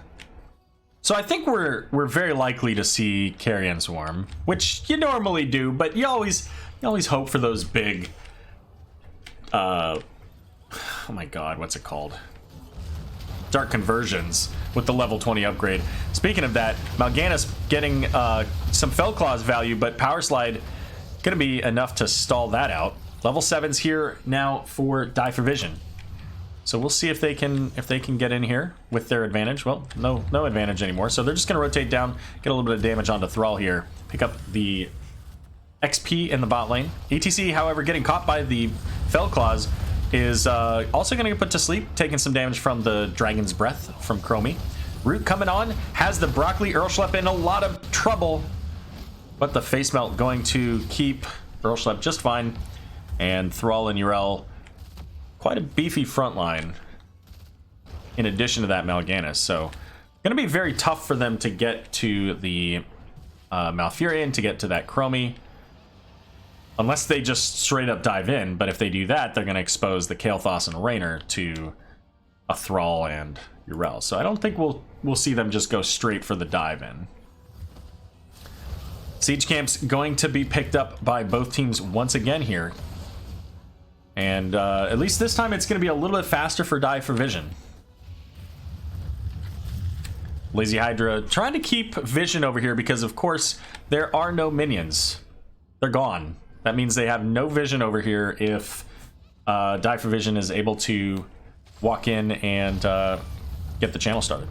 Slowing Sands coming out. Gonna see the stuns onto Malfurion. The Root coming out with the Broccoli, and he's going to fall. But Thrall getting a big root into the backline. The channel was picked up for Die for Vision. However, Diablo getting caught in the time trap. Gets the Leap of Faith out of danger. 6 seconds left. Can they stall it out? Raynor is going to get the stall here with his autos. Kael'thas with the Flame Strike as well. Now diving in after the Raynor. Protecting him is Diablo, and now ETC's on it as well. The sleep coming out. Going to knock ETC away with that Righteous Hammer. But the first objective of the game, going over to Die for Vision, and their camp in the mid lane succeeded in pushing out a little bit into the Please Clap wall here. So no level 10s yet. Both teams very close, even with the 2-kill advantage over to Die for Vision. And we'll see how they split up, if they split up, if they choose to push one lane. Looks like ETC and Yrel heading up to the top. Thrall's going to push in the bot lane, or clear up in the bot lane rather. So that's going to give a little bit of advantage here to Die for Vision in the middle. And with that Raynor Kael'thas, they do have pretty decent siege clear into this as well. Diablo going to charge in. Doesn't have any way now to stun the Chromie, but is going to get put to sleep, especially with the Kael'thas's there. But again, this is just the one damage, just the Chromie to do the damage. So, but it might be enough. Diablo taking a lot of damage between the Fellclaws, and is this the percent? It is. So, Fellclaws does that 3% for Mal'Ganis. Charge coming out. Diablo getting that stack for the souls. Light Bomb onto Mal'Ganis, but you know what? They're pulling back. They don't have any minions at this point. Meanwhile, up in the top here, Yrel jumping in, has the Raynor and ETC. ETC going into the stage dive. We saw the Light Bomb. Apocalypse is out there, and Hyperion. Kael'thas hasn't selected his yet. Wouldn't surprise me to see the Pyroblast, but I feel like that's not the right pick. I feel like Phoenix is definitely the right pick here. And they agree. All right, so it is going to be the Carrion Swarm. We've obviously already seen that Slowing Sands out of Chromie a couple times. Both teams going to get onto their siege camps now again. Ardent Defender, we got the Twydream from Malfurion and, of course, the Earthquake.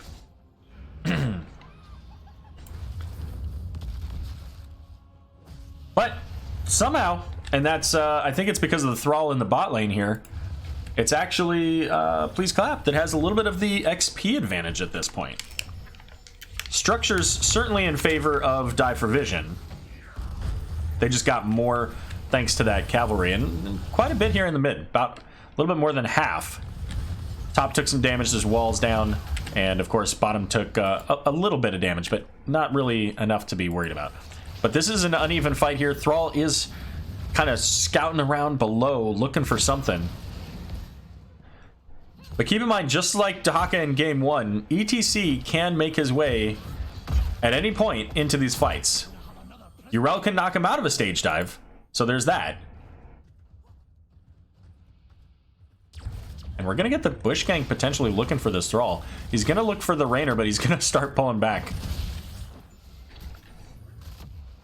So the question is, how long do they stay here with the prison camps up? With 10 seconds left to go, they pretty much have to pull back. Yeah, good point, Chills. I hadn't considered the time traps. Makes a lot of sense. Diablo coming in with the APOC is not going to hit the time trap used for Chromie. But they get the kill onto Malfurion, and Chromie ends up dying anyway. And actually, I think she used her timeout, not time trap. But yeah, she was still stuck in a kind of an awkward position, really far forward there. And just didn't have the health to sustain when the rest of her team pulled out. So 2 kills, once again, for Die for Vision. Not a lot of kills this game. 4 kills so far, all of them over to Die for Vision. It's 4-0 right now. And you do see Diablo going into this Shadow Charge build, getting the Devastating Charge. He also took the Sacrificial Soul at level 4, so has the armor when he charges people into walls. And there's Yrel looking for the Kael'thas, has the Gravity Lapse right there. Thrall popping that Earthquake. ETC has a bit of a chase as Felclaw's coming in. Diablo getting rooted, is getting very low. Light Bomb coming out, is going to land onto the Yrel, but she pops that Ardent Defender, getting healed up nicely. And Carrion Swarm coming out as well. Oh, Diablo charging in, doesn't get the stun, gets pulled away with 60 health by the Anduin, and the tap, thanks to Devil's Due, gonna fill him up to full. And our timer's at 12 seconds left for Die for Vision. There are minions over here to provide vision as well. The siege camp now going to be picked up, and they're rotating in. They want to defend this as soon as possible. Oh, what a great route from Thrall, getting 3 heroes with that on that Feral Spirit. And keep in mind, too, he's got the reduced cooldown. He did complete that quest. Hey, thanks, Murda, for the sub. I really appreciate it. ETC getting rooted there. Apocalypse coming out, and the Enter Synergy from Face Melt feels bad, man. Diablo getting put to sleep, and they're the slowing sands. But you know what? They don't need to go that way. Oh, the charge coming in, looking for Golden. The Light Bomb getting into 4 people. Getting knocked back or something, I guess, from Yrel into the team, but it's not enough. ETC's going to fall, but Golden has double-digit health, is going to get healed by his Vindication. And that's going to give now, with the 1-for-1 trade, never mind, make it 2-for-1 trade. I thought they were going to get started on the channel, but they said, you know what, let's get this fort first. Feels good. They also get a kill onto Wolf. And they might not be done. If they get a Shadow Charge here, they could get that Yrel.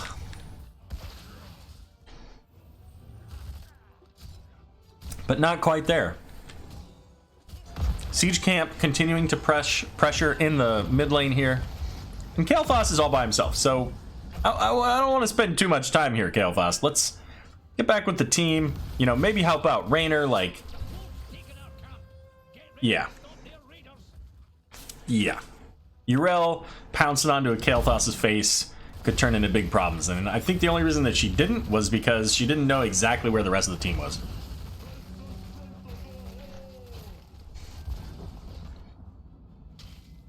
We got ETC versus Thrall in the bot lane.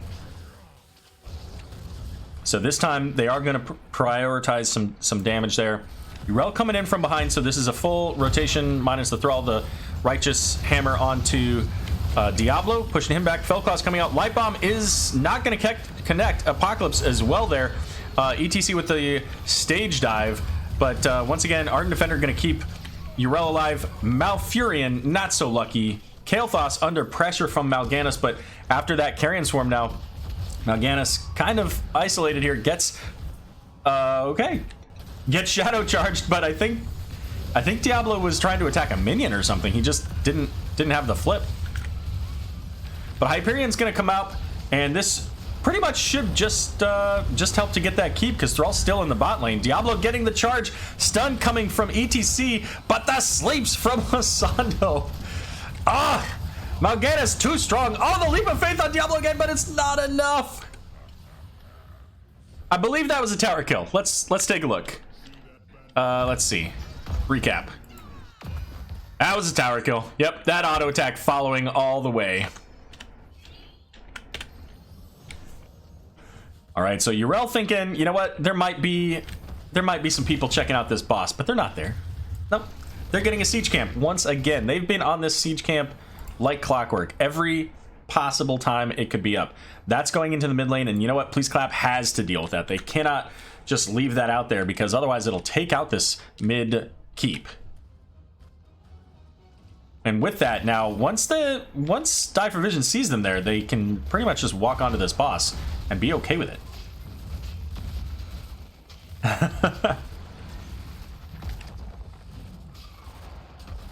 Once again, just wanted to shout out Murda. Thanks again, buddy. 8 months of subs. Really appreciate it. Hope that you get an opportunity to cast some teams here this week and or next week. And there's the boss, so plenty of time to bring that down. It looks like they're going to leave the boss. They're actually going to, oh, maybe not. They're going to rotate around behind them. No hit into the wall there. They catch the Malfurion. Stage dive coming in is going to miss the Chromie, but Malfurion getting stunned. They get the kill there. And now we've got Losando there trying to do what he can onto this backline. Anduin and Kael'thas using the Carrion Swarm. Kael'thas has no health, cannot make it out. ETC just a little bit too late. Diablo, Raynor, and Kael'thas all falling, and that is the best fight of this game so far for Please Clap, and it was started by Die for Vision. But this keep is already at half health. The boss is fairly low, though. I think that they save this, just barely, but they do. It's about 15% left on that keep. Prison camps are available, and you know, I don't like this, Yrel. What are you doing? Get this prison camp. The prison camp is so much more valuable right now. That boss is literally nothing. Best case scenario, it takes out this fort and then just dies, and you're given, just like in game number 2. When they gave up, they used that Punisher bot lane, and they gave up the level 20 advantage, which ended up not mattering. They won the game anyways, but they're giving away their advantage. The cavalry is so much more powerful than this boss. And everybody's up.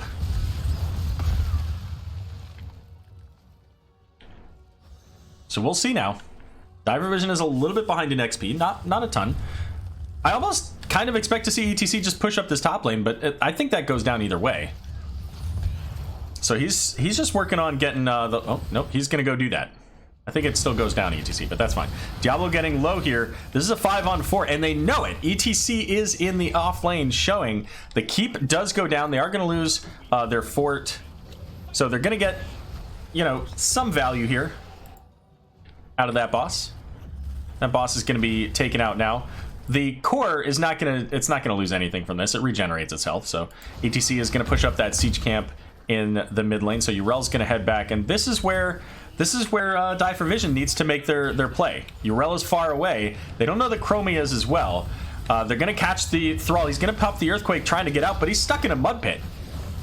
So the minions are going to channel that back, so it's fine. Root coming out, preventing ETC from continuing on, but with Thrall down, not good. And this is why they needed to be on the camp. Right here. Because now there's 42 seconds until Thrall's on the map. This is guaranteed for Die for Vision unless Please Clap decides that they want to try an uneven fight. And these fights have not been going in their favor for the most part. Looks like they're going to go for that. They root onto Mal'Ganis here, but he puts the ETC to sleep. However, Diablo getting the stun onto Yrel, and the APOC coming out, deleting Yrel here. The Twilight Dream is going to help, but Mal'Ganis with the Fell Claws is not able to just get anything done here. Tries to use the Carrion Swarm, gets interrupted. They need to just leave one person here to make sure that this doesn't channel. Raynor's going to come up here, clean this lane up. And if they can push this lane up, they've got top already down. If they can push this lane up, clear this minion wave, this cavalry goes right into the mid keep, and there's still 30 seconds until anybody with any kind of frontline presence is back on the map. With level 20s, Die for Vision is looking like they're in a really good place right here. They've got their minion waves coming in. They don't need to take the free damage. No reason for that. Let the minions do that. Lightwell going down. And there's the Hellgate coming in. Chromie getting stunned. Has the timeout. Oh, I'm guessing that is a mistake.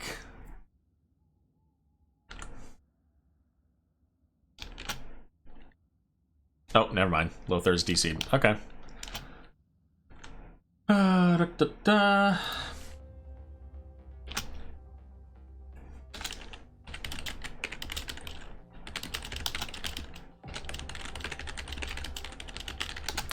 Alright, who is Lothar? Lothar is playing Thrall.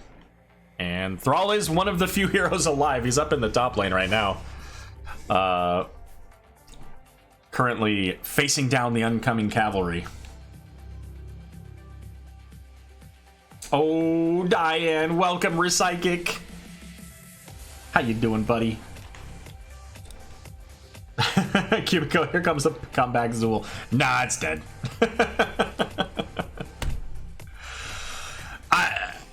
I think that this is the game. Unless Please Clap comes out with some just absolutely bonkers team fight here, and then it's still not the game. But it could, I mean, it could happen though. They do have the upgraded Carrion Swarm. They took the level 20 there. Seeker Swarm, so he can put everybody to sleep and then set up a big combo for Chromie for the Earthquake with the shields. I mean, that could happen. That said, Die for Vision, they've got the Death Metal. They've got the Flamethrower, so he's got long-range flame strikes. Diablo with the Hellgate, we just saw that used. Execute from Raynor. I mean, that's going to help them with the core. The Glyph of Faith, so Anduin's going to have the double leaps. Carve as well. And did I see Shui out there? Shui's out there too. There you go. Regen fam in the house. Rackham showing up as well. We got everybody up in here today. Who was this pause brought to us by? Lothar's Internet Company. Feels bad. Why can't I hear audio? Is there should be audio. Yeah. That's you.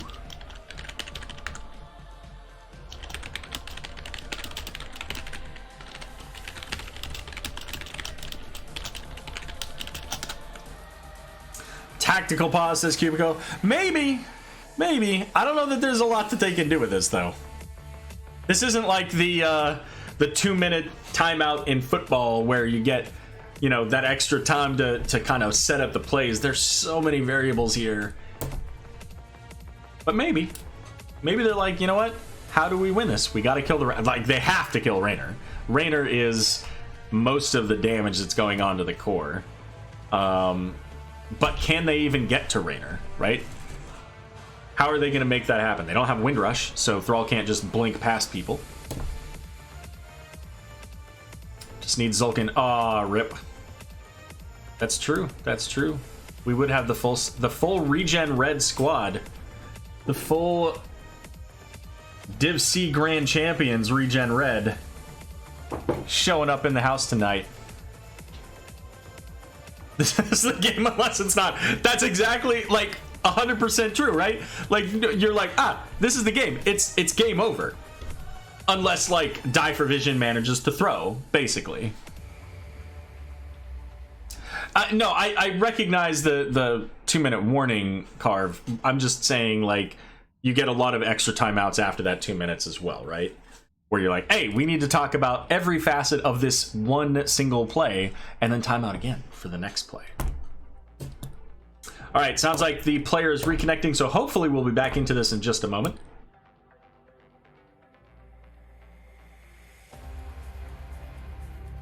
Shui, I sincerely hope that that's not an accurate statement.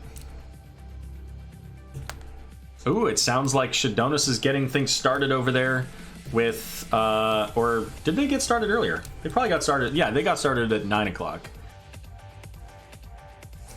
I wonder, did anybody pick up the Div A game? I hope somebody did. Dread Pirates and Regen Retro.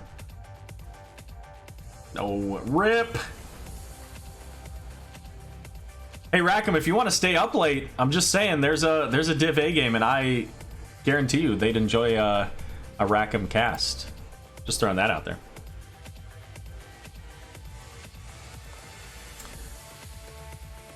Antares, yeah, Murder, Abashur. Abashur, I've seen Abashur online. And Cotillion, he's actually been in Belgium, but he's either back now or will be very soon. So I expect he'll be playing some more along with Murder. American Gold member. I got some exciting news that Alaska Airlines and American Airlines are now partnered with their rewards programs. So now I can fly using that stuff more often and get more miles and stuff. Believe in the Drek, that 1v10 Yellow Snappers. How's it going? Good to see you again. Much appreciate you stopping by. We're gonna have a busy night tonight, and I hope that this pause finishes relatively soon because our next cast is coming at 11 o'clock, and we could have as many as 2 more games. Fair enough, Shui. Fair enough. Fair enough.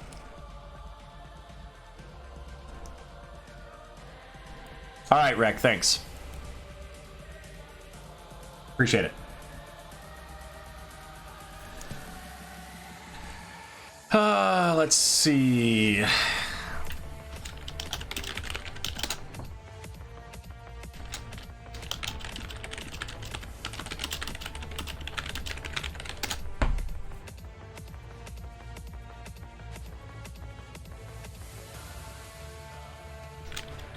All right, apparently they had to restart the game because it wouldn't connect.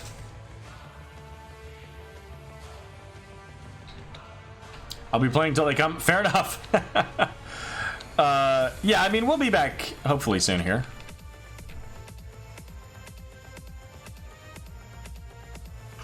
Let's see. Are there timestamps in chat?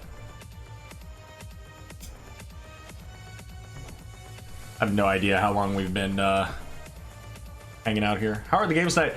Munkus, these games have been pretty interesting. We'll go with that.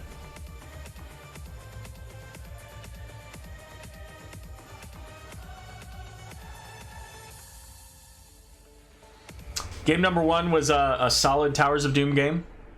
A lot of fun, very back and forth. One team won. Game 2 was very much a please clap game. It was in their favor throughout the whole game. There were a couple of moments where Die Provision was coming back, but they didn't quite succeed. And at least so far this game, this has very much been a Die Provision game on Alterac Pass. So we went to Towers of Doom first, Infernal Shrine second, Alterac Pass now. And so it's been exciting.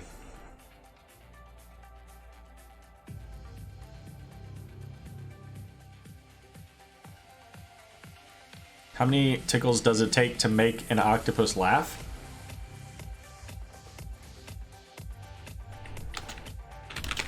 Is it 8?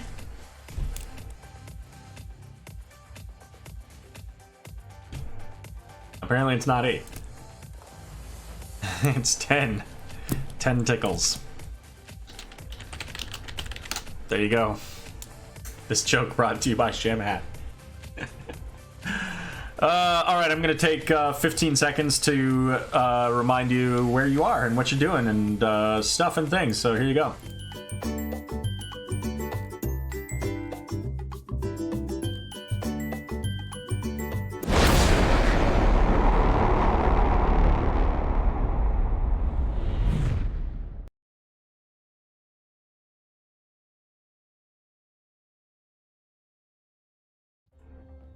Alright, just in case you forgot, we're here with Nexus Gaming Series. And we're in the Coastal Finals of Division C East. We're currently 1-1 in this best of 5 set. The Coastal Finals and the Grand Finals are all best of fives. So this week and next week, every single match that you watch is going to be a best of five. And you know what? Let's check in on that other. Oh, wait.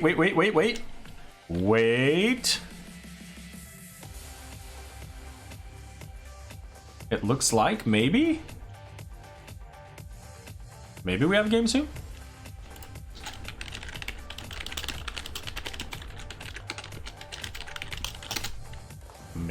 Maybe not. I don't know. I thought we did. Oh, they're ready, guys. Well, you know what? Let's go ahead and get this game started then.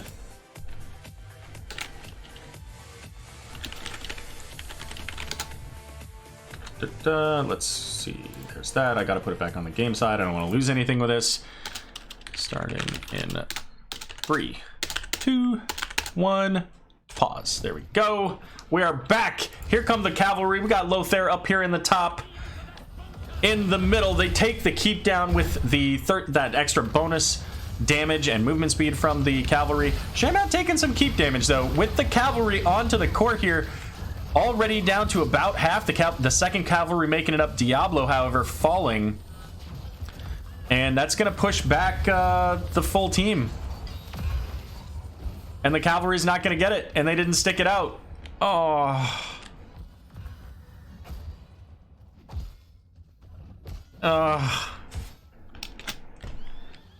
What just happened, guys? It's not the end of the game. Is that a BlizzCon flyer from the most recent BlizzCon?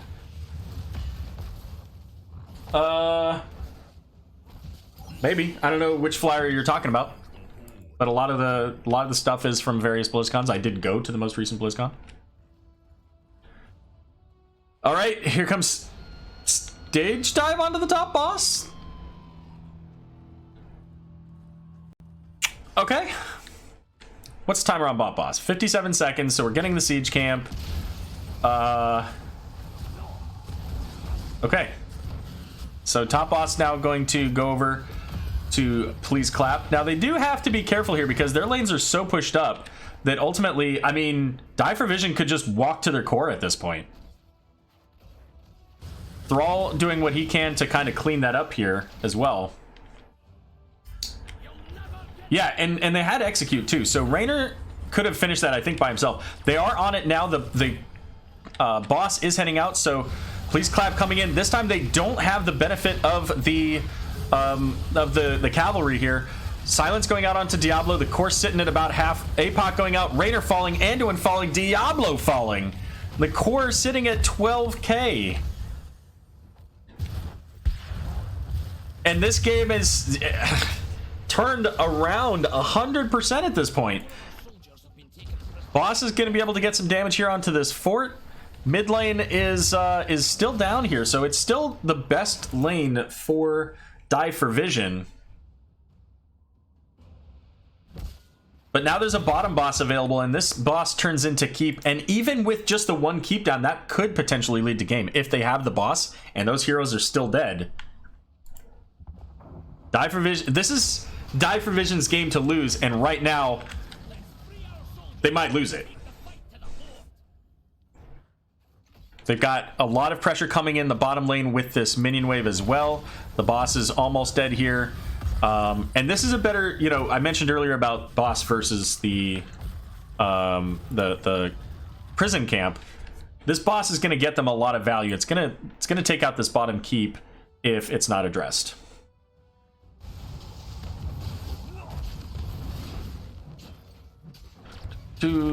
Let's see. Both teams clearing up their lanes at this point. Now the siege camp is going to be going in the mid lane for Die for Vision. So they need to gather their thoughts. They need to collect themselves. If they were going to int on the core, they needed to int on the core when they were there with the cavalry, with that extra bonus damage and all those minions there to do damage, and they would have won the game. Boss is not going to take out the keep, but now they've got to get up and defend the prison camp before that's finished.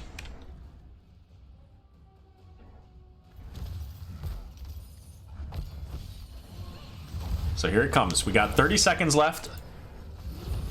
Gonna keep the lane pressure going. ETC does have stage dive, so he's trying to just keep things safe in the bot lane so they don't lose that keep.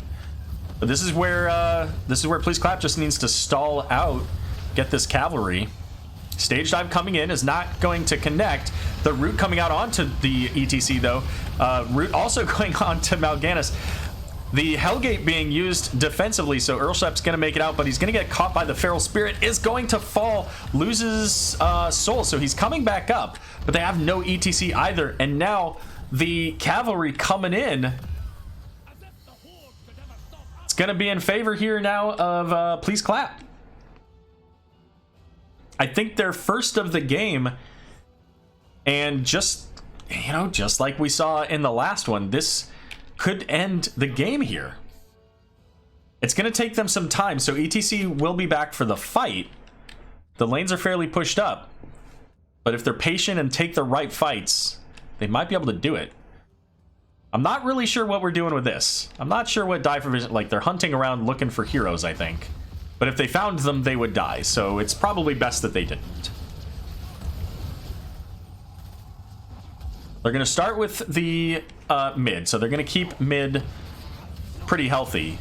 But top lane is getting pushed back pretty far, so at this point, they're going to have to defend up here. There's nothing that they can do to defend bot lane, so if they lose this fight right here, it ends the game, because they can push top keep, bottom keep will eventually fall to the cavalry.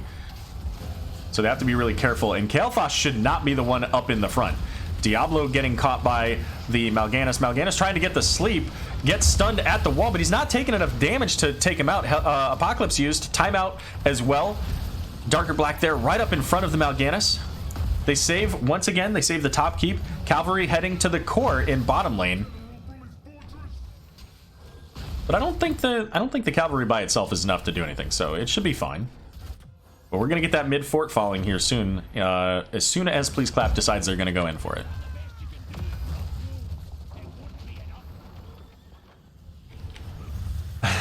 Pause deck is first ban every game. Alright, once again, the siege camp going to be picked up here by Die for Vision. There are no bosses available. So, what is their play now? They're ahead in the structures, but the structures are, I mean, this keep is really low. They need to find the right fight. They've won most of these fights until that pause, until the tactical pause, as was mentioned. Now, check the bush. Check the bush. There's the check. Philclaw's getting avoided thanks to the righteous hammer there.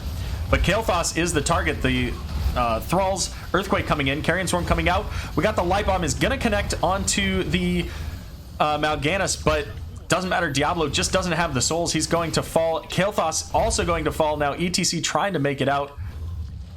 And it looks like he'll be okay, but that's going to be top boss now. That said, we do have a full wave heading in here, and with this camp, it might be enough. Raynor's going for it. And he's got, ETC's got stage dive. Like, he's going to defend here. And I don't know. We'll see. We'll see what can happen out of this. There's the stage dive. They just really need to keep Yrel off of this and keep pushing. Anduin needs to try to stall out as many backs as he can. He gets most of them. Core sitting at 6,200. Raynor just needs to sit on that. ETC should be zoning off the Yrel. Keep your Raynor alive. Finish it off the death metal. Enough. Raynor, you must finish this core. 1275. It's not enough. Oh, ETC, you're killing me, dude.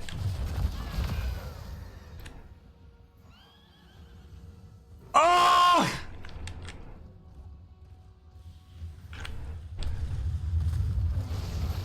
Oh, I'm so triggered! And they're not going to win the game! What is this? Why? You know what? They're both like, hey, so Arrow has this cast at 11 o'clock. Let's stall this game out for as long as possible so that he's late. But you know what? They're going back for the prison camp. The prison camp, if they can get it, will win the game at this point. Presumably. We said that about the last prison camp. Actually, I guess the last prison camp. I don't know, guys. Kael'thas trying to move the team away with the flamethrower. We got Raynor coming up, so the full team is available now. Everybody's up. We'll see. Diablo going in, has 40 souls, has to be a little bit careful. Gets rooted, ETC with the face melt. Light Bomb coming out, gets no stuns as the Unstoppable used. Hellgate used defensively. ETC in deep there, gets the Leap of Faith out. Carrion Swarm coming out. It's going to put everybody to sleep when it's finished. There they come for 5-man sleep. Fellclaws coming out. Apocalypse as well. The stun preventing Wolf from tagging it. ETC going to have to pull back. Does make it out. Everybody is going to make it out alive, but there's no chance for them to stall this out now. 5 seconds. I don't know. Kael'thas getting caught by the Yrel. Mal'Ganis coming in, looking with the Night Rush to try to get somebody asleep. Maybe get an isolated kill there. ETC. And like, they need to go back and get health, because they're going to have to defend this once again.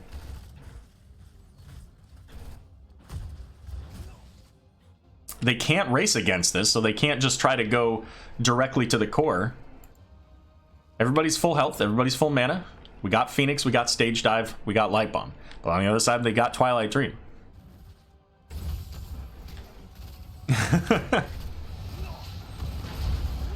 Bottom lane's going to be taken out first. Presumably they'll head off to mid lane next, but they have to be super careful with this, because as soon as they lose this keep, any of these lanes can end the game. ETC's going to get the power slide. Probably looking for a death metal here, but he gets a Light Bomb, but doesn't have anything to get where he needs to go. Stage Dive coming in. The sleep coming out as well. Diablo, only the only target there.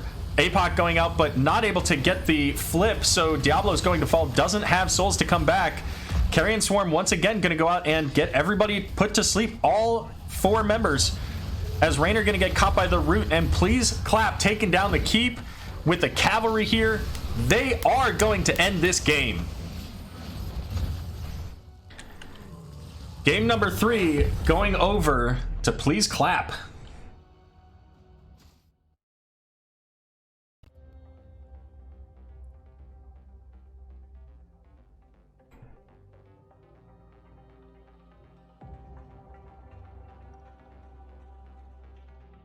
Oh, I didn't even put that on. That was all track pass. Whew. All right then. And you know what? Before that pause, this game was like 5-12.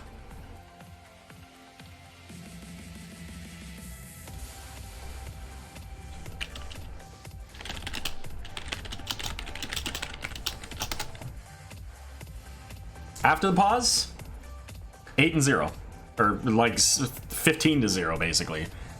After that pause, Please Clap had absolutely every single team fight win there.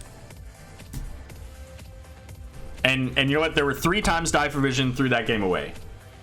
Immediately after that pause, they did not all in the core. If they all in the core there, they win the game. But then they tried to all in the core when did I say Please Clap? I meant die for vision. But then die for vision tried to all in the core at when the boss was up, but they were too late. The boss was already taken, and all the hearts came back, so it was a 5 versus 5 on the core. The core had 20 armor. Honestly, if they were going to do that, they should have just pushed hard onto the keep, called it a day, pulled back out. And then the third time, ETC, you just don't do the damage to the core. That's 100% Raynor. You've got to focus on keeping your Raynor alive. He took Execute. He has Inspire, which means he gets more auto attack damage. You just gotta zone for your team member and allow him to do what needs to be done. Use your face melt to prevent Oriole from your Rel getting those Avenging Wraths. Use your power slide to help to zone, to give Raynor that opportunity. 500 health. That's literally 1 attack. Feels bad. But that's where we're at. 2-1. Please clap versus Die for Vision. And you know what? That being said, it's the Coastal Playoffs. Nerves are frayed. Everybody in this position is stressed. It's getting late. It's after 10 o'clock at night. It's an East Coast matchup. If this was a best of 3, Please Clap would have taken it. But Die for Vision still has the opportunity. Gonna take just a quick moment here so that I can let the B West teams know that there's a chance we might be late. Just have them tune in. Valkamir, if you're out there, make sure that you send me the link for the interview. Send it to me directly in chat if you don't mind, so that I can find it a little bit easier there. And we'll be back in just a minute.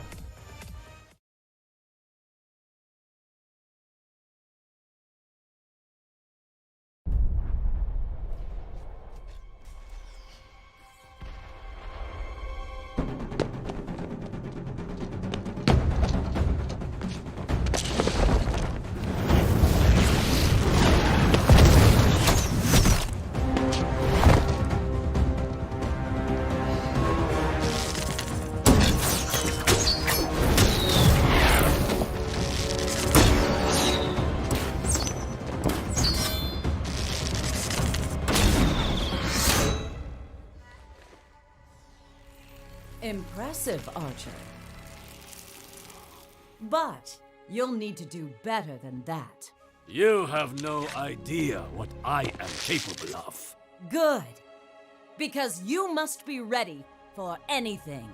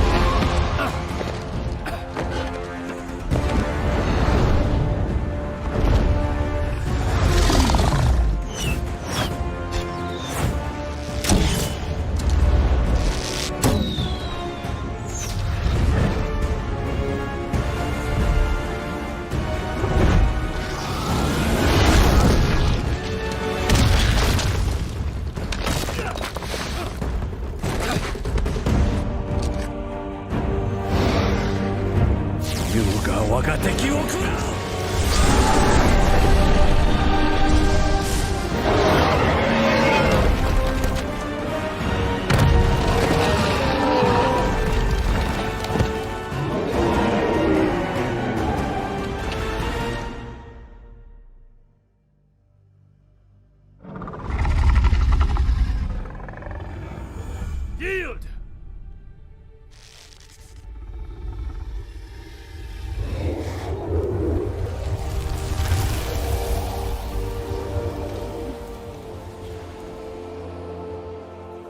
You show promise, Hanzo. Well done. But greater challenges still await us. I believe we are ready. It's time to find out.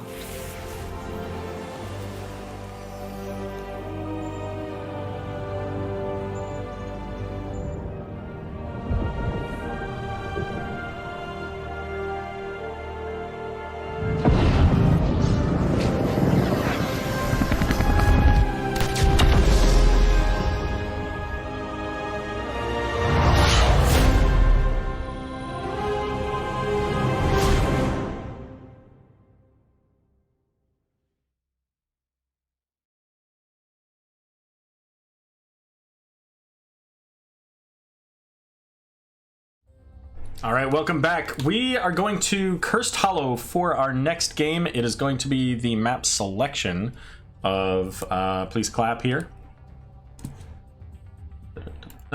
Is it 15 minutes or is it 10? Might be 15 for playoffs.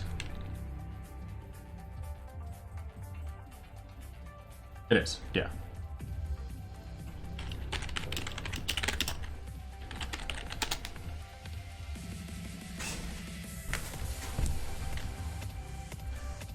All right, so hopefully we don't have any more pauses.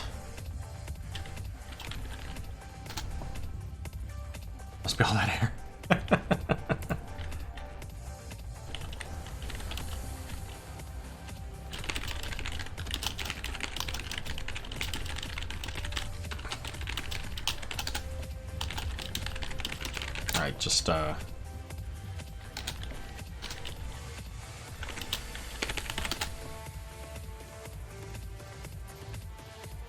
just checking in with the teams here.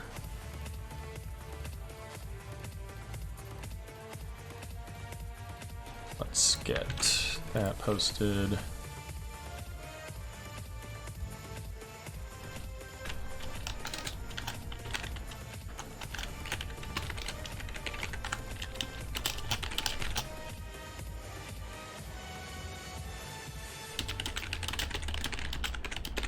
There we go. Ready here. All right, it's do or die time for Die for Vision. I didn't even write down the teams. Write down who they had here. All right, so we got Anduin, ETC, Kel'Thas. These are the heroes that they did last time.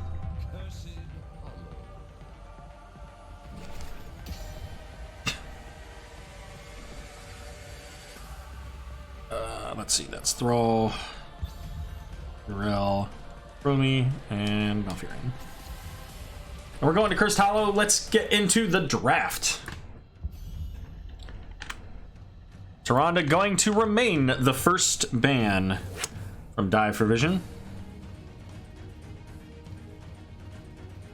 1 game per hour. Not quite. Not quite. It's close.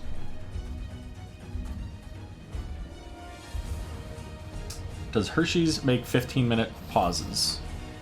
Hershey's or Hershey's? You know what? I actually, before this, I went out and bought a Hershey's bar.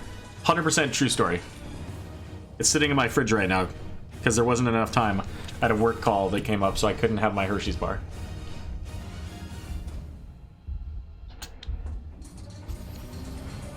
All right, we're going to see a little bit of a deviation getting the Abathur ban.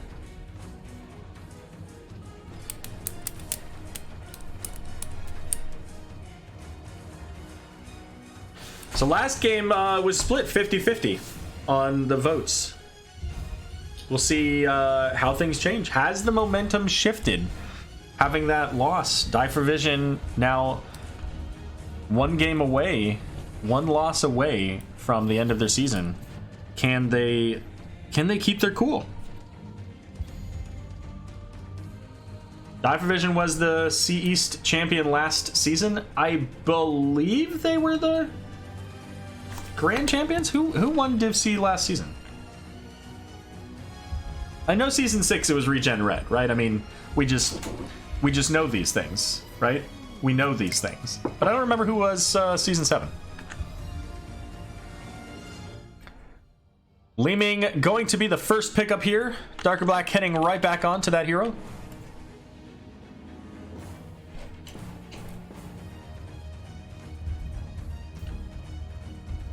What do we get now? It's going to be Cursed Hollow, so we could see... We've seen ETC with the stage dive. We've seen Dahaka, so either of those heroes could be coming out from Die for Vision. It's going to be the Blazing Rainer, so a couple heroes that they've played already. Tickle Me Tassadar. That's right. That is right. Thank you.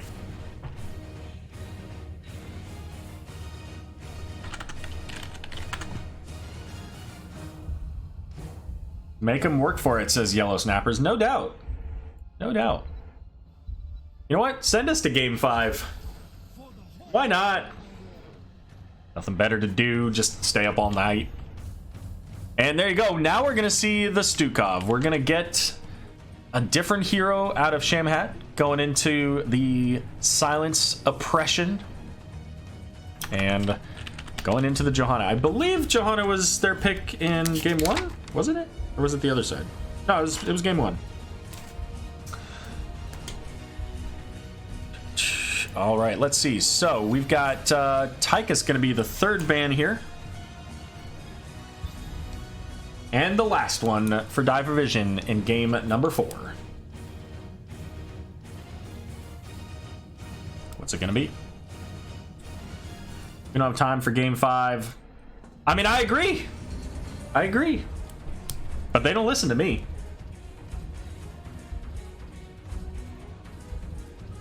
Ban Leo. Yeah, I was going to say they're probably going to ban the Malthael. They did ban that earlier as well. And this is a big map. Golden going to steal away the Dahaka. I think the Dive Vision was looking for that.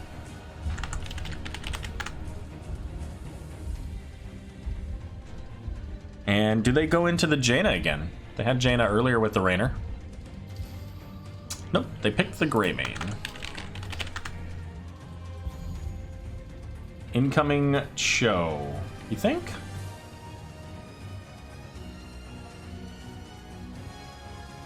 I don't think so. Pause time is increased to 15 minutes during playoffs, so yeah, we clarified that with them, Ektar, so they've got the 5 minutes. Just wanted to make sure that we were aware of it.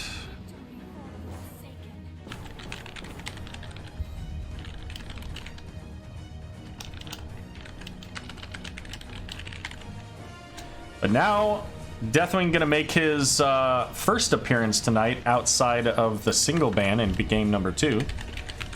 And it's gonna be alongside Sylvanas.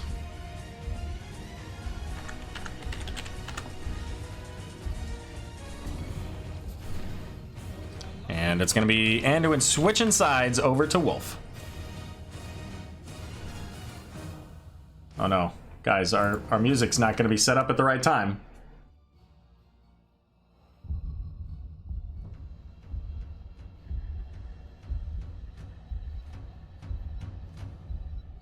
Let's see. What do we got? Next poll. New poll. Who wins game in number 4? Is it Please Clap? Or is it Die for Vision? All right, you know the drill at this point. Vote in chat. It's at the top of your chat window. Select the team you think's gonna win or that you want to win. Hit the vote button. If you don't hit the vote button, it doesn't count, and then you end up standing around like you're in Iowa. Deathwing into Greymane. Yeah, we'll see how it goes. You say Sylvanas. Now you have my attention. Fair enough. Well, she's here. All right, starting off on the left, it's Please Clap. They're up 2-1. They're looking to close out this best of 5 right here, right now. We got Lazy Hydra playing the Greymane. Blaze going to be played by Losando. Wolf on the Anduin. Lothair returning to the Rainer. And Golden on the Dahaka. And over here, Die for Vision, looking to send us to a game number 5. We've got Darker Black on the Sylvanas. Sulfide going to be playing the Li Ming. Oh, they swapped. Oh, those jerks. I got to switch that real quick. Sylvanas and Li Ming. All right, there we go. We'll send those back out. We got Johanna being played by Earl Schlepp. Sulfide on the Li Ming. Shamhat on the Stukov. And Atlas on the Deathwing. Maybe even offlane Lily, says Rules. Interesting, interesting. Jimmy OP, so easy victory for PC. Could be. Guess we'll see. Deathwing up in the top lane there. So Deathwing ends up being their kind of global answer to the Dahaka. Can stall out with that Skyfall at level 7 the tribute points for a pretty significant amount of time. Especially early game, once you get that level 7, like those first few tributes after, the death timers are still relatively low. So even if you lose a hero or 2, tends to not be that big of a deal. And chat coming in, voting 100% for Please Clap. We'll see. We'll see what happens. Deathwing's not quite the menace he was. But you know what? Die for Vision has Sylvanas, so if they can get an advantage, they can push lanes fairly easily. Li Ming doesn't do great structure damage, but she can do enough. It's going to be the Force Armor here for Li Ming, getting that extra mana regeneration when she's under 35% mana. Also the bonus Spell Armor when she hits with her magic missiles. That's correct. Yeah. Rainer won the first game and then lost both of the next 2, so 1-2. The Bruiser Camp going to be picked up first here by Please Clap. And we do see also Die for Vision working on their Bruiser Camp. They already did their Siege Camp. That's down in the lane, doing some work here. But with the Bruiser Camp coming in the mid lane, we've got Please Clap looking to push up with this. And they've got Greymane. They can do a fairly decent amount of damage. Already have that top fort, or top tower rather, down to about half. So pretty decent out of the initial push. And we don't have Merc Cream from Sylvanas. Instead going into Unstable Poison. Also have the Overwhelming Affliction. So getting that extra % damage into heroes that are... is it just slowed? Slowed, yeah.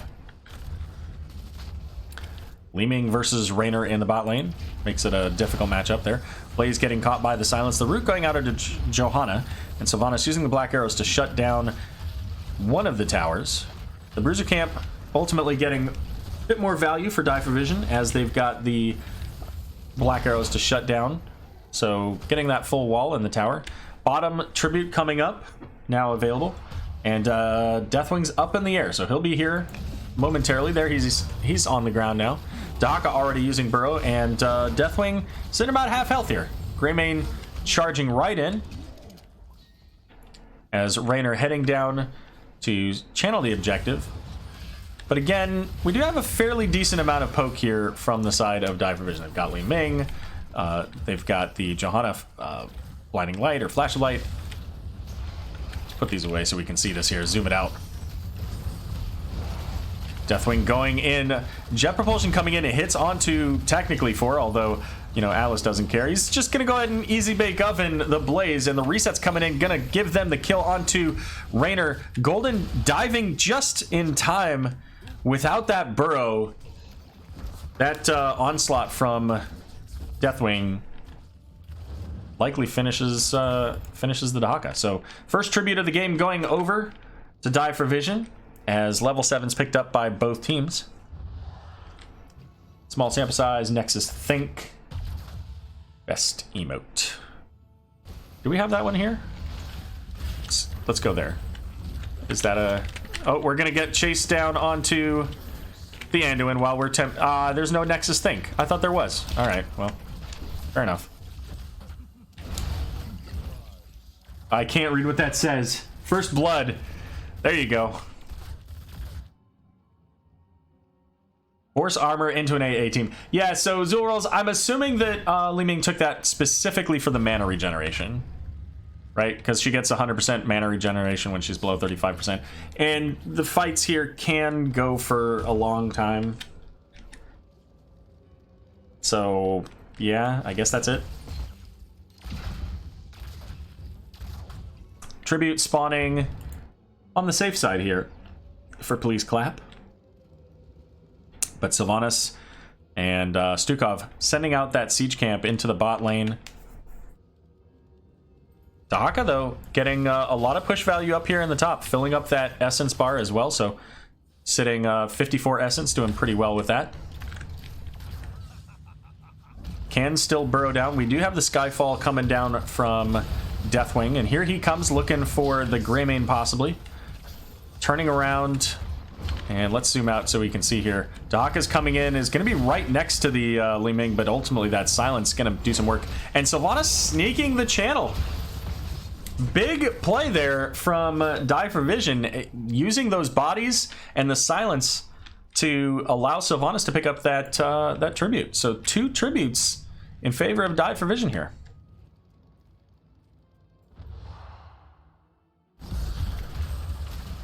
Down in the bot lane with Sylvanas and the siege camp.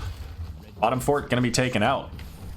And they are rapidly approaching level 10 here. Die for Vision, Deathwing, I don't think has his fly. Oh, he does. Never mind. It's back up.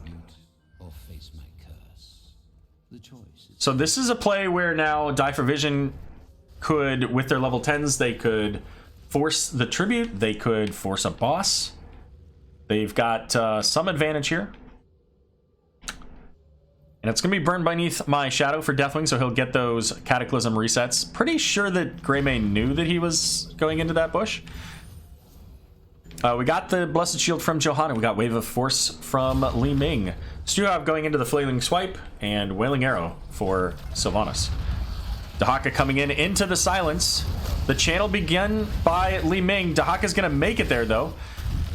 Curse Bullet hitting onto the Deathwing. Here comes the Cataclysm. Big fire into the whole team, but Atlas getting so low from Greymane might not make it out of this. Does make it out! Holy cow! Lysandro in big danger, is going to fall. Greymane going into the bunker trying to use the flame. I don't even know what it's called, but was not able to get any kills out of it. Just the one kill onto the Blaze, and Deathwing up in the air trying to regenerate his health as the curse picked up for Die for Vision. And they're going to head up into the top lane where they already took some structure damage. Keeping in mind, of course, bottom lane's already down, so this is a best place for them to kind of push, as Please Clap has to deal with that bottom lane. Otherwise it turns into keep damage, and they certainly don't want that. Drag getting dodged there by the Iron Skin. Johanna popping Unstoppable. And this is 4v3 up here. Keeping in mind, of course, Deathwing in the middle, able to bring that one down as well. So 2 forts down. And now with 20 seconds left in this curse, we're going to see the rotation into the boss. Deathwing is making some questionable... Now, what was that drag about, Dahaka? Come on. Come on. What you doing, Dahaka? You can't drag Deathwing. You know better.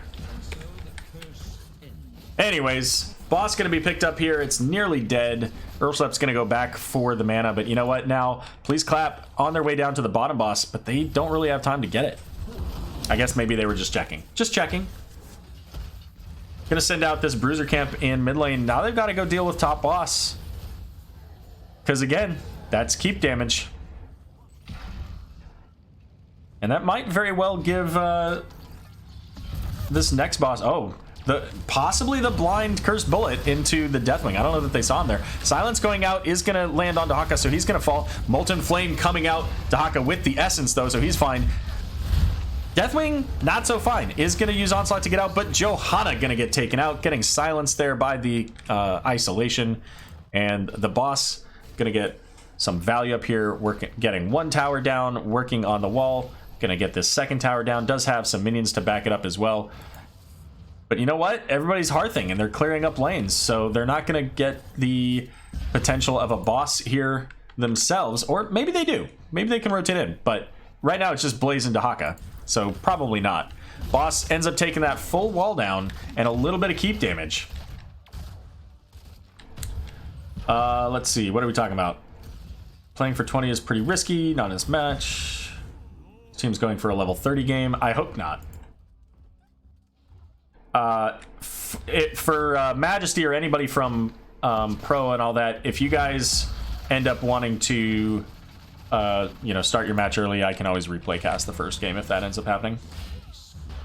So we'll address that when we get there. First 5th blood. All right, Tribute is available. Deathwing up in the top lane. Now this Tribute is the first one for either team. I almost would like to see Die for Vision just ignore it and go push with the Deathwing. They're going to come on down. They don't want to give this up. Deathwing sitting in a bush. He is going to go up into the air. Dahaka does have the potential to burrow in. The stall's coming out. Both teams even on both level and talent tier. Greymane going to be looking for that Cursed Bullet. Did not throw it out there. But the Silence coming out, hitting onto Greymane. He's very low. Johanna going in, looking. Can't quite finish the kill. Cataclysm coming out. Does not know where the Greymane is. And Earlship having to pull back as just no health on that Johanna. And it looks like we're not getting any kills out of that. Couple of very low heroes, though. Yeah, that's fine. Damage on the screen for you. And Curse Bullet up in 5 seconds. So Johanna using that Iron Skin. Lysandro falling very low with the 25 armor reduction. Deathwing getting pulled to death there. As Light Bomb going out gets a double stun onto the Johanna and who's that? Sylvanas. Johanna with the Iron Skin, not quite able to make it out, but almost. I also get that Sylvanas. So, you know, I'm not gonna say I was right, but take a look at this. Like, they have a full wave, they have a couple catapults. It took a little while for it to get there, but I mean, they already had Deathwing there. They could have gone there, given up that tribute, saved themselves 3 deaths. Possibly a boss here. Taking out a keep. But, you know, is what it is. What other stats can we show here? Actions per minute. Check that out. 239 for on average for Dahaka. So Dahaka's clicking a lot of buttons over there. XP showing up here. Slight advantage now for Please Clap. And at this point, we do see that retreat ping. They're going to focus on killing the boss, especially being down the 16s.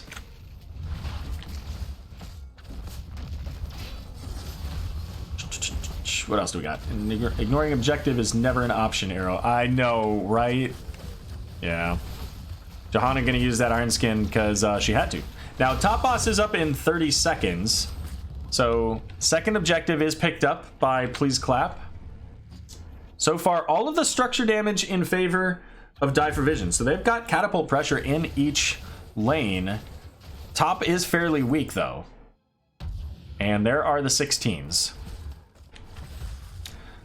No diamond skin this game. We're going to see Mirror Ball. And there's that top boss. So we'll see which team gets an advantage and ends up taking that fight. Because at this point now, with the siege camp coming up here, it's a coin flip as to which team gets more value out of this. Because this top fort is just about to fall as a full minion wave coming in. I think Li Ming might, no, maybe not.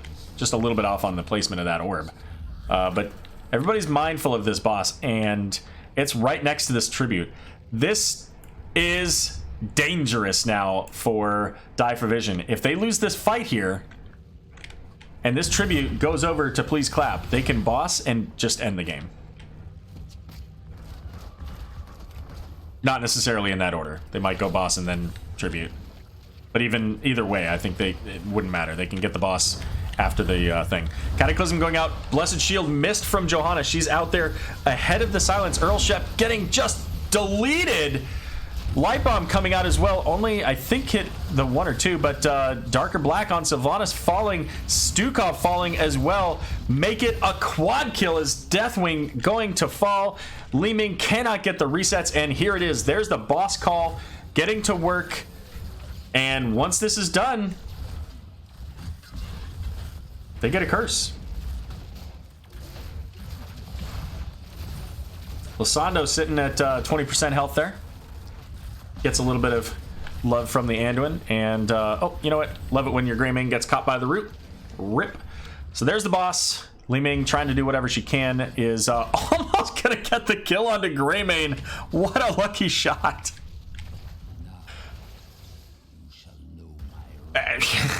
Honestly, that might actually be enough to keep the game from being over. If Greymane's at full health there,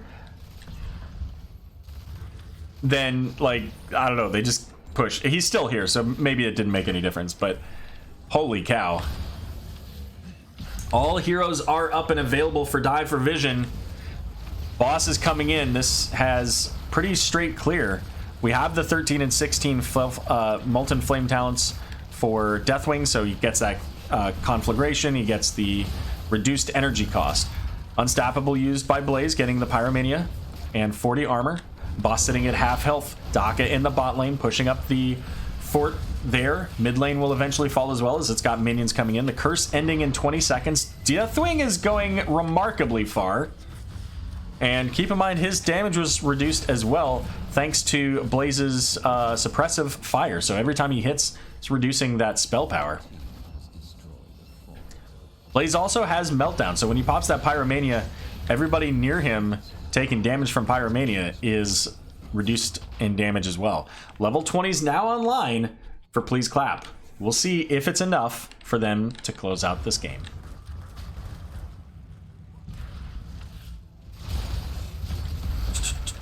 There it is. The silence going out onto the front line. Wailing Arrow as well. Dahaka falling very low, but pops the essence. Is going to be nice and healthy in just a moment.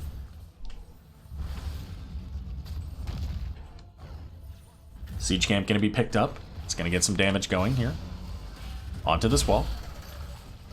Deathwing up in the top, trying to get Die for Vision to catch up in the Experience. I read Experience, or I read Hyperion when I was saying Experience, and it merged those together. Top keeps sitting at 4,500, so yeah, absolutely, Majesty. That would have 100% ended that. All right, on the boss fight here, Silence going out. They're going to get the Dahaka this time, but Johanna's going to fall as well. Lazy Hydra pops out the Hyperion. It'll get a little bit of damage onto the wall here. They do have the Bruiser Camp to support as well. Silence coming out, doesn't hit any of the heroes, just doing some damage onto the Knight Camp here. But that's a tower and a wall down now. But Die for Vision still in this game, still have all their keeps. How much does this have? 2,000. How much does Skyfall do? Oh, not much. Bruiser Camp now going to be picked up by Please Clap on their own side.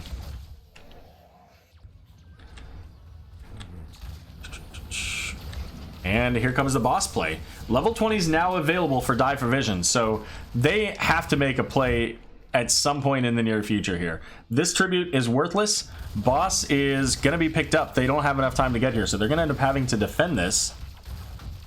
Or just looking to go core.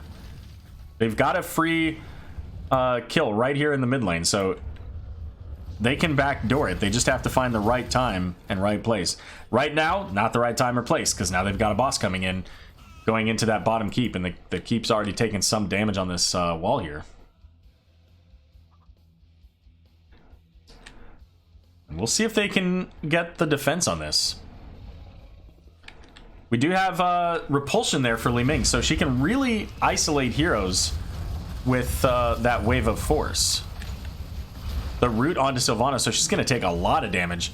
Has to use her well tap there. Dahaka's going to pick up the first tribute, so why not? He's got global. He'll be right back. There goes the root, so that missed from the boss. Molten Flame coming out doesn't land pretty much on anybody. And Cataclysm coming down to try to just zone out the team. Cursed Bullet missed, though. And the silence coming in onto Blaze and Golden as well. Blaze falling very low. The Light Bomb coming out is able to get the stun onto Sylvana. She's going to get silenced and deleted. And that might be it. It's not going to be it if they keep chasing, though. Die for Vision could fall here. Of note, top keep did go down on the Please Clap side of things, so there are now two potential directions that Die for Vision can go. Top boss is now up as well, so we're going to have this Siege Camp picked up. The real question here is, do either of the teams go for it? And right now, without Sylvanas, it would take a little while for Die for Vision to get that down. I don't think... What are they doing? What are you doing? It was just wasting time. Now they're heading up to the boss. I don't know. This feels in echoes of the Towers of Doom game. They ended up winning the game, but they lost the fight where they did something similar. They came in up to this boss, but right now they're just watching for it. So Sylvanas is coming in. This has to be the play. Johanna's going to pop the Iron Skin going in. Deathwing's coming down as well. Gets the Cursed Bullet. And, oh my goodness. The Leap of Faith keeping Dahaka alive. Here comes the Hyperion and the Light Bomb, but the Deathwing's going to fall. Shamhat knocking him back. So the boss is going to be secured by Die for Vision, but they lose Li Ming as well. Raynor falling. Johanna as well, losing after that Indestructible, and Darker Black going to fall as well. And this should be game. This should be Please Clap making their way through the top keep. I don't even know that they need to do that. They just need to walk by it. They're does Lazy Hydra just die here? Their best siege character can't get in range of the core now, basically. As soon as he drops, that core starts attacking. Core is under pressure now. Lazy Hydra having to pull back. The bunker gets dropped, getting damaged. This is the slowest finish to the game possible. But the boss, just not enough. As Please Clap advancing on to the grand finals. And they'll be facing off against Would Tap That or Arrogant Nephilim. All right, 10:42. So let's get a very short interview in here. Hopefully, let's see. Valkymer, I don't have any DMs from you, so hopefully you got that interview done. Let's see.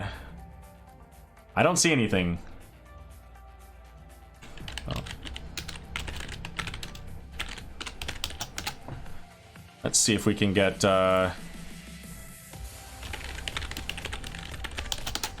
somebody in here.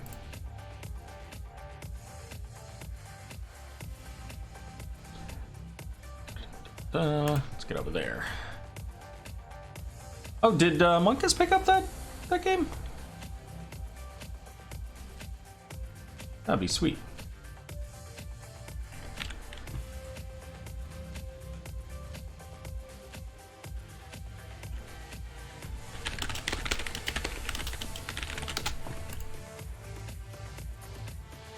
They did. So Kime did. Awesome. So Kime is doing the Division A game. Shadonis is doing the Division D game. So we got full coverage tonight. Love to see it. I can finally do it. I can represent myself. Yeah. Lasana's been begging to do an interview for freaking forever, but we don't want to leave him unchaperoned. And no one else has said that they do multiple people, so. Oh, excuse me. Well, let me get Lasando turned up here, because. By the way, I was not paid for those sponsorships. I just felt like doing it. Well, that's awful nice of you to just do those sponsorships. So we are joined here by Lazy Hydra and Lasando. Welcome and congratulations. You guys are going on to the grand finals. How you feeling about that? Go ahead, Lasando. You can say first. Feel pretty good about this specifically. I feel like the real team captain is Artie Heisel. Yeah. Straight from this. Yeah, no, we feel really good. We've been in the playoffs 3 times. This is our 2nd time making it to the finals. Very happy to not be losing in the finals for our 2nd time. Although I guess this is kind of it's weird. It's finals, but there's another final after it. So we're excited, but not too cocky. There's still more to come. Sure. So I do have another cast here coming up, so I want to make sure that we get an appropriate amount of time for your interview, but also, set up for that. So let's kind of talk about a couple of things about these games. So, you start off Towers of Doom. Really, that was probably, in all seriousness, the most exciting game of the series as far as I'm concerned. It was a back and forth battle, and ultimately, one team fight sent it kind of into a tailspin at the very end. And it was won by a sneaky Dahaka. So you guys lose that game. It's the first out of a potential 5-game series.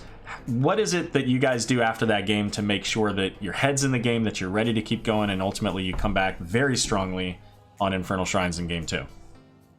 I think mostly we just meme around a lot. Like you saw, I don't know if chat got to see what we were saying in game chat, but yeah, Lasando was throwing out advertisements for all kinds of products, and we were all just laughing and joking with each other. We can definitely be a team that gets pretty emotionally invested and can get kind of play worse when we're feeling down, but we weren't feeling too down, and I was excited because I was finally gonna get to play Kerrigan because we got shrines. So that was my point of view there. Well, and it was exciting to see the Kerrigan there, and it was There was a very dangerous moment in that game at the very end with the 5-man death metal, and to me it almost looked like that was going to be a team wipe, right? And there was like 100 health or so on one of the heroes. I don't remember who it was. It might have been Malthil. And just Li Ming just didn't have enough in the tank to finish it. Did you guys have that moment where you're like, oh crap, we just like maybe lost this game? Or were you just like, nah, we're good? We were worried, but like I think that most of us in the current time, since one of them was low health and kind of noticing Li Ming's mana pool at that point, or just kind of the situation wasn't good for them to snowball off of in that sense, because it was already a full 2 seconds went by before anything really happened after that. Yeah, it was a little bit worrying, but when we didn't get immediately hit by an orb, it kind of was like, you have half a second of complete and utter panic, and then you kind of you're just dancing for the next, what, 2.5 seconds? I don't know how long Death Mosh lasts. I believe it's the same as regular, which is 4 seconds. Yeah, it is. Yeah. And, you know, I mean, right out of the gate in the draft, like when you guys go back and watch this, you'll find that, you know, from my perspective, your guys' draft was, like, you won draft, like, hardcore. And it looked really scary with, you know, Ana Malthale going into their team, and then they picked the Uther, which kind of didn't really synergize well for them. Was there anything that you were concerned about with their team, you know, on Infernal Shrines or Towers of Doom, since we talked about that?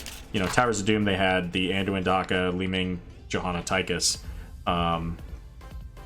Anything about, you know, what you were going into with those teams that concerned you at all, or adjusted your draft? It did happen with the Uther as well, stunning every Kerrigan, or almost every Kerrigan dive that was going in on it. But still, like, slightly managing to outrange that led us to be able to beat that over. Yeah, I think at first, both of those drafts, I know the Uther was a little bit worrying, because if they did a really good job shutting me down, then it could be a little bit scary, but I think that draft I was much more confident in ours. First game, we kind of, well, actually, first and fourth game, we had some miscommunications in the draft as to what picks we wanted. Like the insta lock on Raynor was a miscommunication. We wanted to get Li Ming there because we knew they were going to go for it and that they prioritized it very highly. But I think honestly, if we'd played a little better, it wouldn't have mattered on the first map. And then yeah, second map, pretty confident in our draft as well. I would agree there. Okay. And so, all right. So then we get to game 3.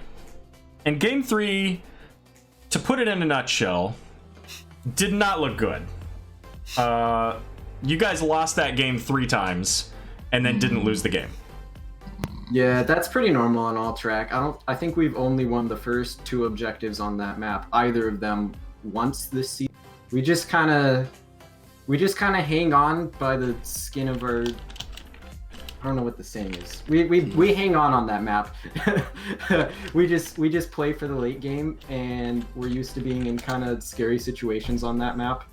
But there was some crazy stuff. Yrel came in super clutch towards the end, fending off multiple backdoors. Golden was freaking popping off. He saved me when we had the Diablo and ETC both suddenly teleport and stage dive onto me and almost kill me there as well. It was a close call for sure. And then we get to game number 4, Cursed Hollow. And, you know, for the most part, that started off really strong for them. And then, you know, after, I don't know, around level 16 or so, I think it was 16 that you guys got 16 maybe off the team fight. And that's when it really started to turn in your favor. That's when you started to get the tributes. And, you know, what do you attribute that game, what your success in that game to? What, you know, who's doing the shot calling? You know, what specific moments in that game ultimately allowed you to win that game? Well, I think getting bunker was helpful because they were kind of killing us really quickly.